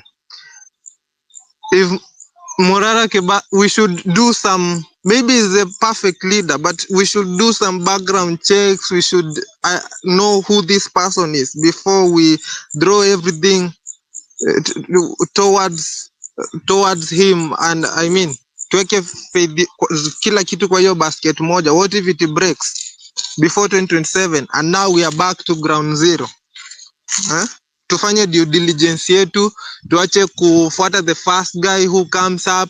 Pia mimi kesho naweza amka nianze kunini, but let's do due diligence to do where we are headed. Let's strategize. 2027 is not very far. It's okay to have conflicting opinions. Maybe I'm wrong. I hope I'm not, but maybe I am. So we listen to each other. We disagree as much as possible, and maybe by 2027 we'll have agreed on something. Yeah. So let's stop with the wishful thinking. Let's continue with the civil education. I do mine on nikibebwa na boda boda. I talk to the boda boda guy. Let's do civil education, civic education, and let's stop anointing the first person who we see. Hata venye David alikuwa anaenda kuanointiwa, si alitokea kwanza, he was like the last person. But we are so desperate for a savior. We have that save me mentality. We are so desperate for a savior. We are willing for anybody to be a savior, and the script has been there, and the script is very clear.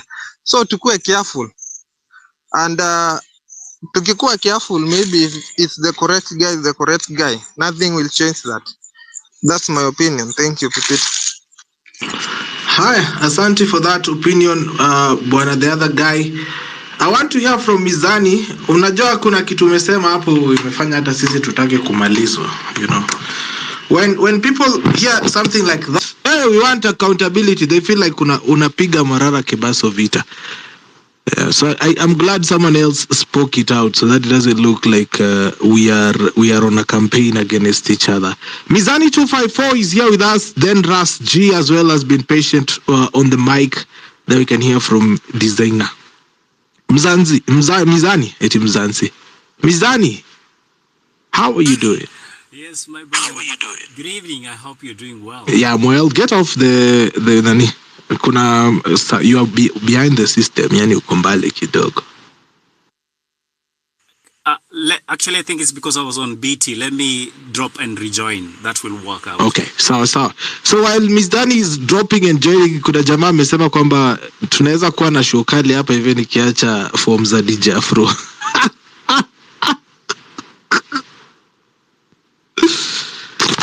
You're now listening to MC Pipita on Home Run with Pipi. Like, hey, lakini one thing I have learned is don't come looking for love on X. There is none here. Kama hata Morara mnampenda na bado mnamgeukia. Sasa sembuse mimi kijana hapa tu chini. I have no expectations with you guys, by the way. Mizani, talk to me, man. Hi, Pipi. I hope I'm audible enough. If you can hear me, give me a hand. Awesome, yes, awesome. Greetings, and what a day, what a week, and what a month. It's only but the 4th of October. Lakini syllabus inakimbia. I've heard that from my friends when they talk about syllabus. So it's Eli Likiani from Mizani, and I have a few comments to make. Number one, PP, just to encourage you, starting off a studio does not mean you need to be somewhere on Wayaki Way or on Dennis Pritt Road to make it in this industry. One of my biggest studio I ever had actually was in my kitchen, and I set a good, nice space, and anybody that walked in would say, wow, you guys have a lovely studio, but it was in the kitchen. So you are on the right track. Number two, I love the fact that you're talking about public participation, because many have said today was a win for this country when it comes to the current administration looking at the loopholes within the way they're running the Kenyan affairs. And I must add my voice on that to say, recently we actually did have a conversation of public participation. And the question does not just end at public participation. The issue we should be asking is, what is effective public participation? When the framers of the Constitution came up with that provision whereby the public will be involved in the matters that concern them, in the legislations that concern them, and to some grievous matters such as the impeachment of their leaders, what should that entail? So, PP, in a nutshell, what happened today at Bomas is a reflection of we key into a system and say, uko na computer, huyu kijana wangu amesoma computer. But the best they can do is back in the days, we used to have a game on the computer called ZP Race, for those of you who grew up in that time. Piki unaendesha na 512 GB RAM. And we all said we knew how to use the computer. So we have created an opportunity to have a conversation as a nation, but then the outcome of that conversation is not really to ensure that there is the public hearing and input on the decision that is being made.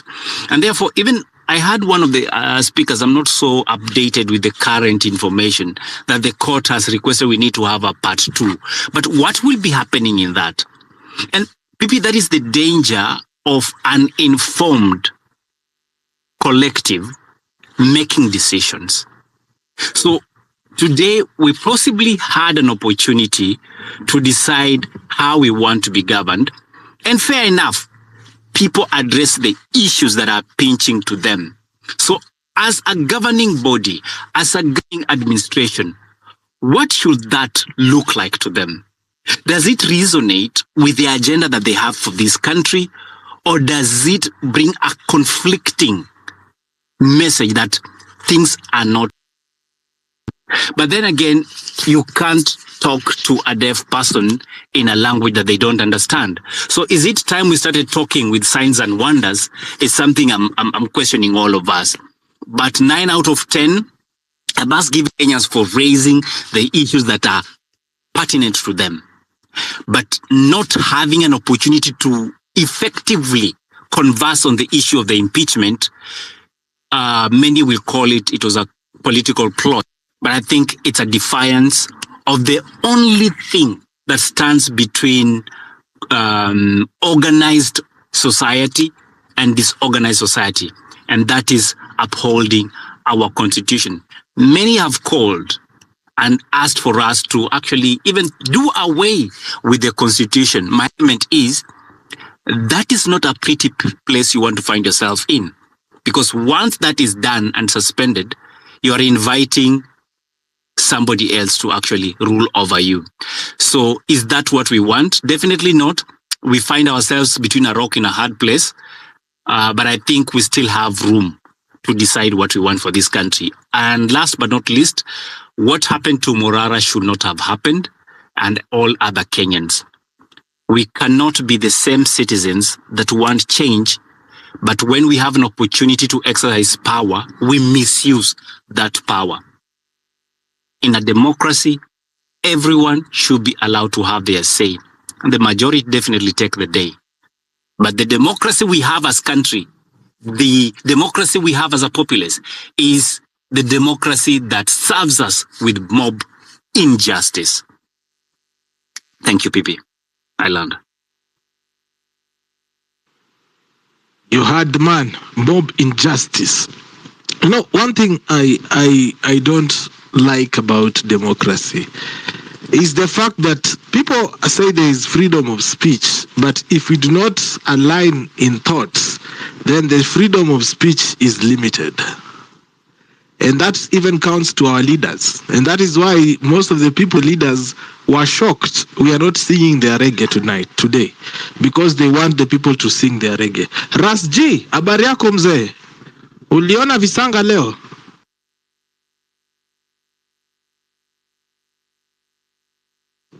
I don't know if Ras G can hear me. Yeah, Ras G, I can see you, but I cannot hear you. She's quite sad. I would request the thing again, Ras G. Yes, Ras G comes in next, of course. I would request the mic and talk to us. Dizina, leo naona umeamua urudi na ile account ya bana. Inamaanisha you cannot access the space with the real one. I couldn't. I was I was on your request list for almost 20 minutes and said, okay, fine, let me see if I can get into the space with this one. Now, Dolphin said a lot, and I couldn't pinpoint what he actually was saying. It was like Dolphin alikuwa anajicontradict with the particulars that he was saying that we need to take up, yes, but we don't need to go talk to the government. Then what are we supposed to be doing? Because as we have been told, I was in a space today where we are told the system is us. Us as a collective, we are the system. And the notion in that we are the system which is supposed to change, I see this thing as us as a people. We are the ones supposed to change. When we effect that change, then we are able to change others. Yeah? Someone said we need to do introspective analysis of ourselves and the cultures that we want represented out here. So when it comes to the people we are choosing, are we choosing these people on the basis of what they can give us, or are we choosing the same people on the basis of how their integrity, values, or their morals? Western said we can't fight someone on moral value, on morals alone, and it is true, you can't fight people on morals alone. But at the end of the day, does our opinion hold value?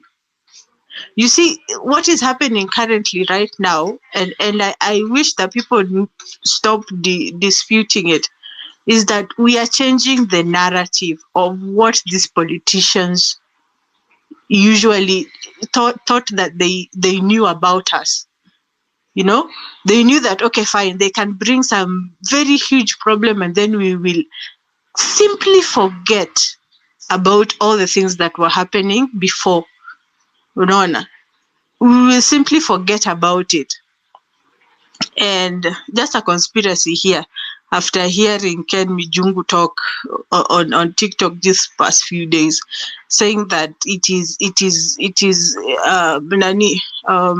Gachagua is going to be impeached, we can take it to the bank, and if he is going to be impeached, then there are 3 candidates on the list. I can't remember the names, but number 1 was Anwar Guru, and then somebody else, and then Kithure Kindiki was the 3rd person.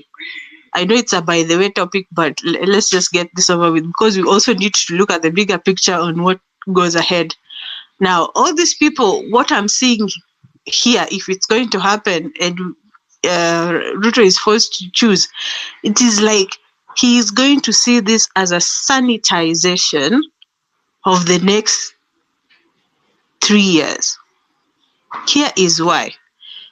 I'm of the opinion that if Gachagua is impeached and somebody else is chosen as deputy, then this person will be the next choice in the 2027 election, whereby he'll come and say, oh, we got rid of the bad apple, now we have a good apple, so we can move on, you know.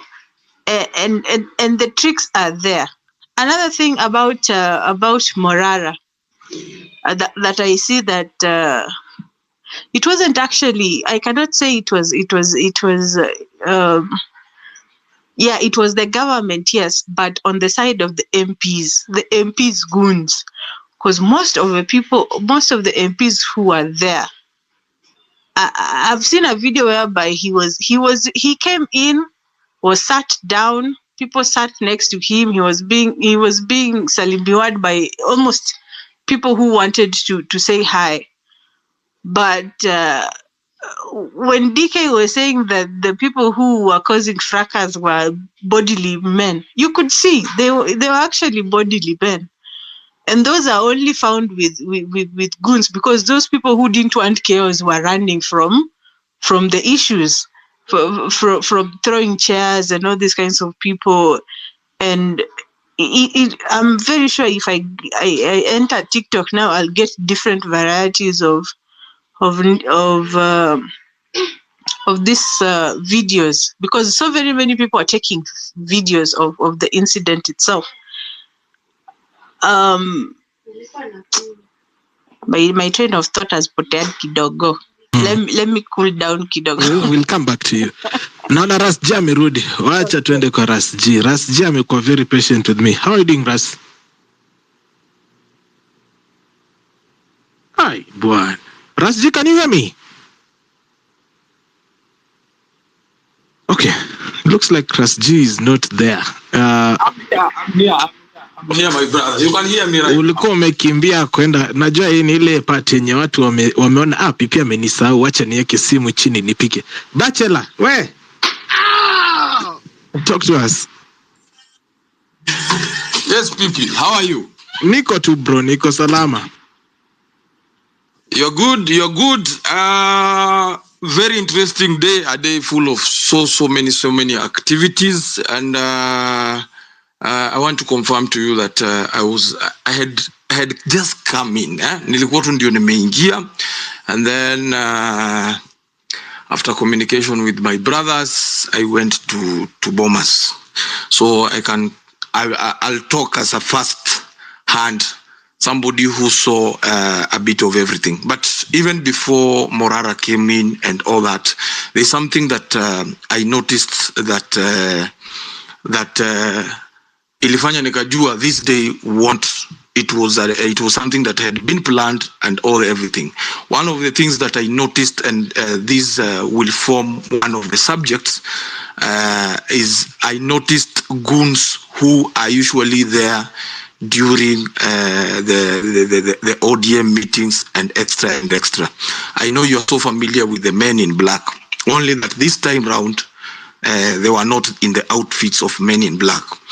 And it's so sad that it happened that way. And to this very particular moment, the National Cohesion and Integration Commission has not issued any statement, because it is the body that is mandated to check on the political intolerance, because that is political intolerance.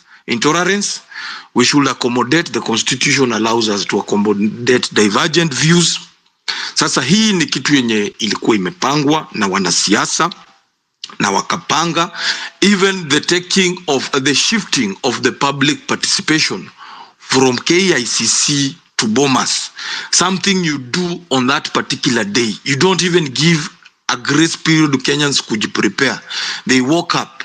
So this activity, especially the public participation that happened in Nairobi, it was the government plus ODM.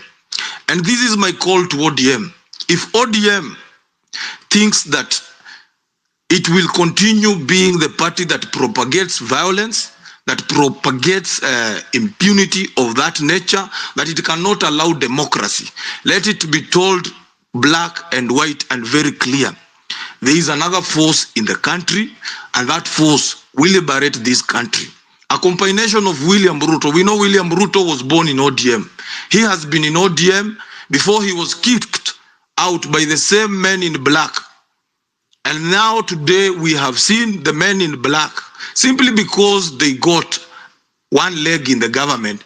It does not mean that they should stop, they should step in everybody's toes who is trying to fix this country. To fix the country regardless of what. My second point, Pipita. Today, and we have said time and again, the revolution will define the true people.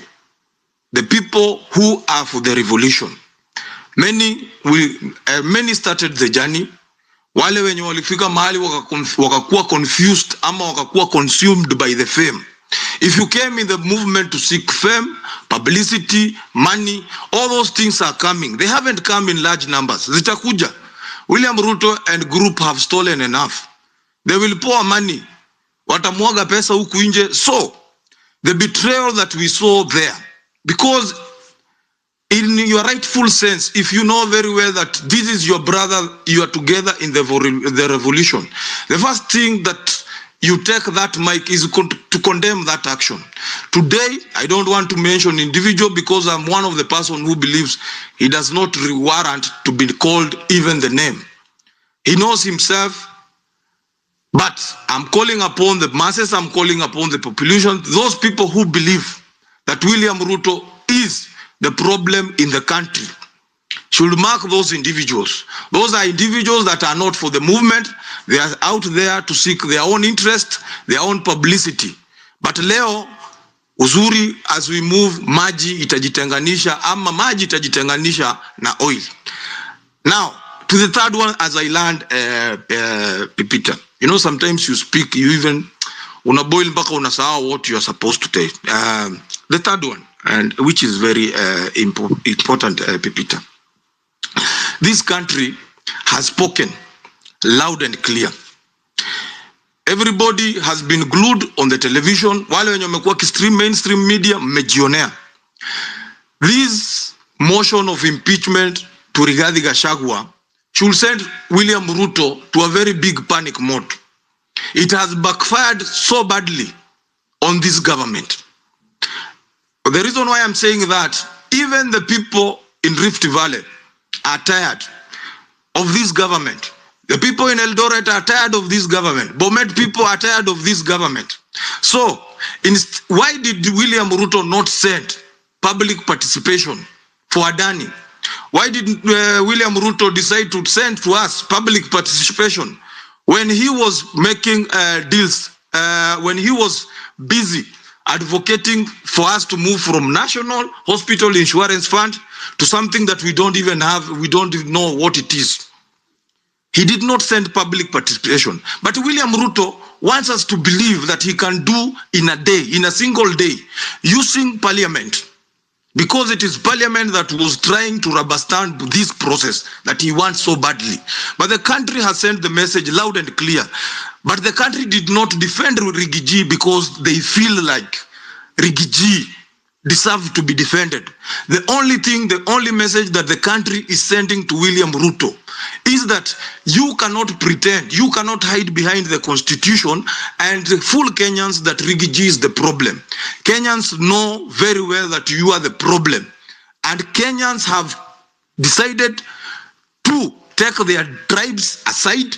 Now wamekupointia the finger at you. You are the problem. So the people listening here, the NIS listening to here, go and take that intelligence to William Ruto, that the country has spoken, and finally the country will liberate itself, regardless of the equation yenye anatajaribu kutuletea ya tribe. If Rigiji has to go, then William Ruto has to go equally. Hakuna kitu yote inabakishwa hapo hivyo. So William Ruto, it's either he fixes the problem the country is facing. The country has said it does not want a Dani. The country has said it does not want the chief. The country is saying it wants the university model to be reviewed. The country is saying the education system has to be funded. Hii pesa yenye mnachukua mnapelekea wabunge in terms of CDF, that one should be allocated to the education sector. I feel like there is a very important business of impeaching an individual who is equally corrupt like you. In fact, you have stolen more than him. Thank you, Pepita. Asante sana RasG. Unajua mimi sipendangi vile mnatuongelesha kwa bundles zetu. Bundles zetu zese tulinunua na pesa. I know it has been chaotic. It has been chaotic indeed. So I like how people are speaking, and it is good. This is what we missed, and this is what we have been missing all the time. If right now I count myself like speaking on a national television, because like everyone in the country is hearing our opinions here, and they are very good opinions that can be used to move this country forward. So what I want to say, like I must also maintain, I must also stand with the standing order of the meeting, the public participation. I still maintain that Ruto must go, and Ruto must go means that the whole government must go. So on our side, let's be strategical. The reason I always fight for this country, because I always say that there's no country where we will go to. We are very happy that most of us, maybe you are like, let's take a case of these people who are going to the Gulf to hustle there. People like doctors, nurses who go to work abroad like America, Australia, UK.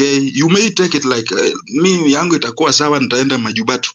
From the message that is coming from those countries, there are countries right now that are paying the immigrants just to leave their country. Why are Americans so bitter about the Aris?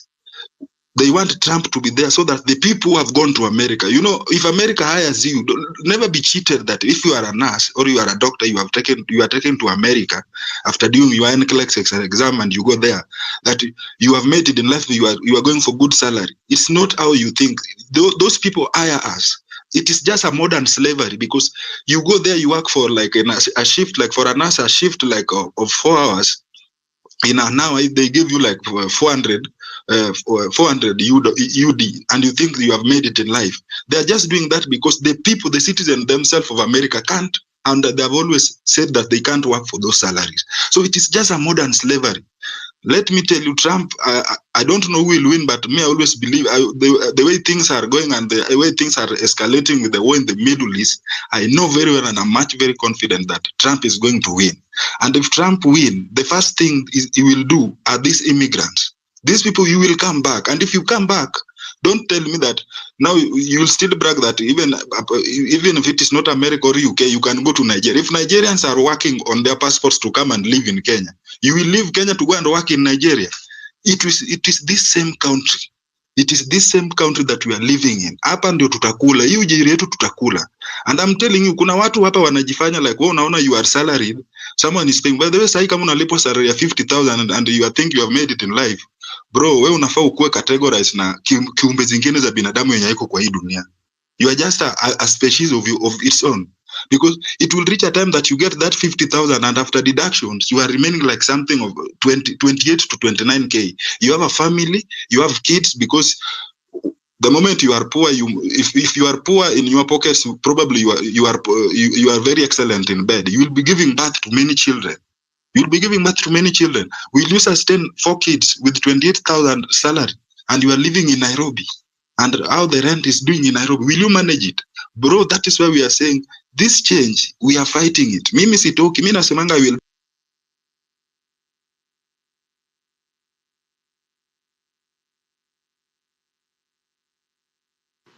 Allah, Generally looks like you have disappeared again. Allah. Mimi nitakufa huku. And now you're back. Tuendele.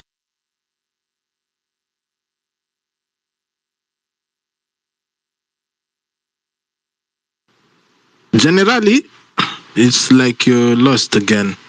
Request the microphone. I see people here who have I have about 27 requests that I can't see. Simuniachilie tafasali.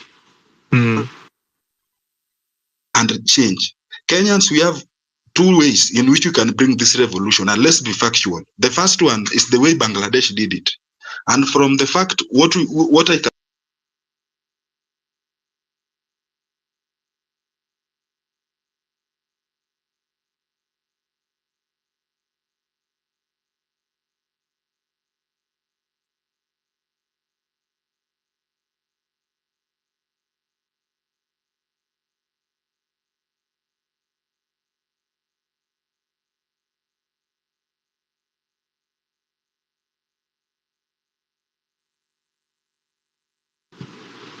Hi, I think I'm back now because it was a very dark moment right there.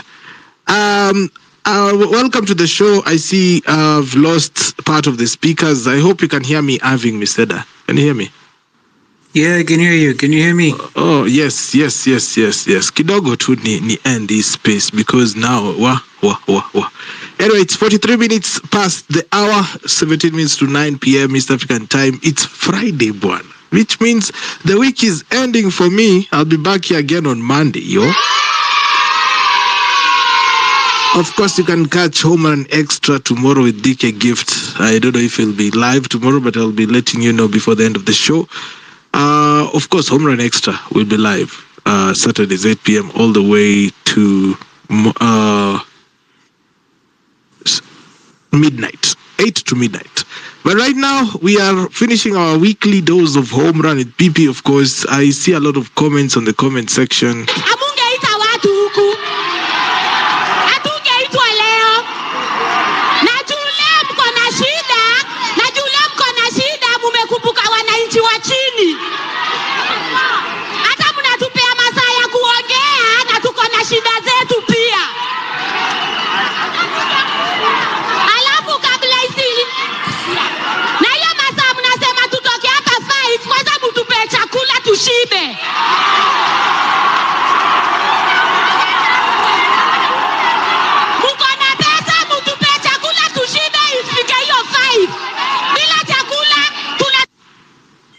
Wewe sasa huyu ni nani ana? Toka hapa saa 6 twende home. Mtuite tena tutoke saa 5 twende home. Mtuite tena tukose kukuja. Kwani nini? Na kama mnataka sasa mjue opinion yangu sasa. Opinion yangu kama Caroline Chemto. Kama Caroline Chemto. Hakuna mwenye anabaki.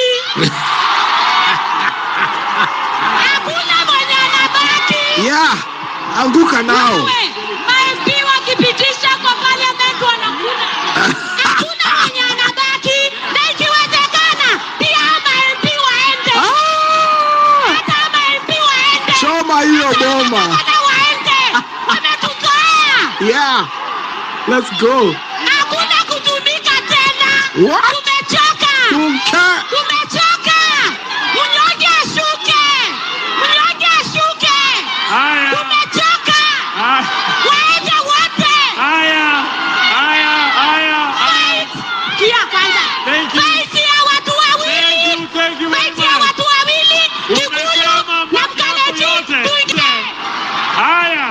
hiyo microphone sasa itolewe. Asante sana. Asante sana Supu. Haya basi, unasikia hata wanamuita Supu, labda hata wanajua wametoa wapi. Hey. 5,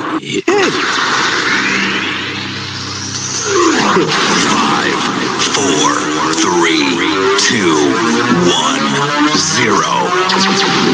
Welcome to Home Run with Pipi. Ladies and gentlemen, you're tuned into Home Run with Pipi. Of course, the lady there is telling them, waende wote. Mbona tunabakisha wawili ama watatu? Let us carry all of them home. Nyumbani. Yes, that is the message here kwenye Home Run as well. Request the microphone. Mnakuja hapa hivi mnatuambia mambo yenye nawaza, lakini kwanza nataka kwenda pale hivi kwenye comment section. That was a good video pale hivi kwenye comment. Naona mwingine keep me fit anasema dawa ni ile alafu ameweka injection pale. I'd like to say, I would like to condemn in the strongest terms possible whatever happened against Morara Kebaso. Now this is very funny, guys. Now, I was just working on some video that has been eating my head so much. So while I am finishing up on this video,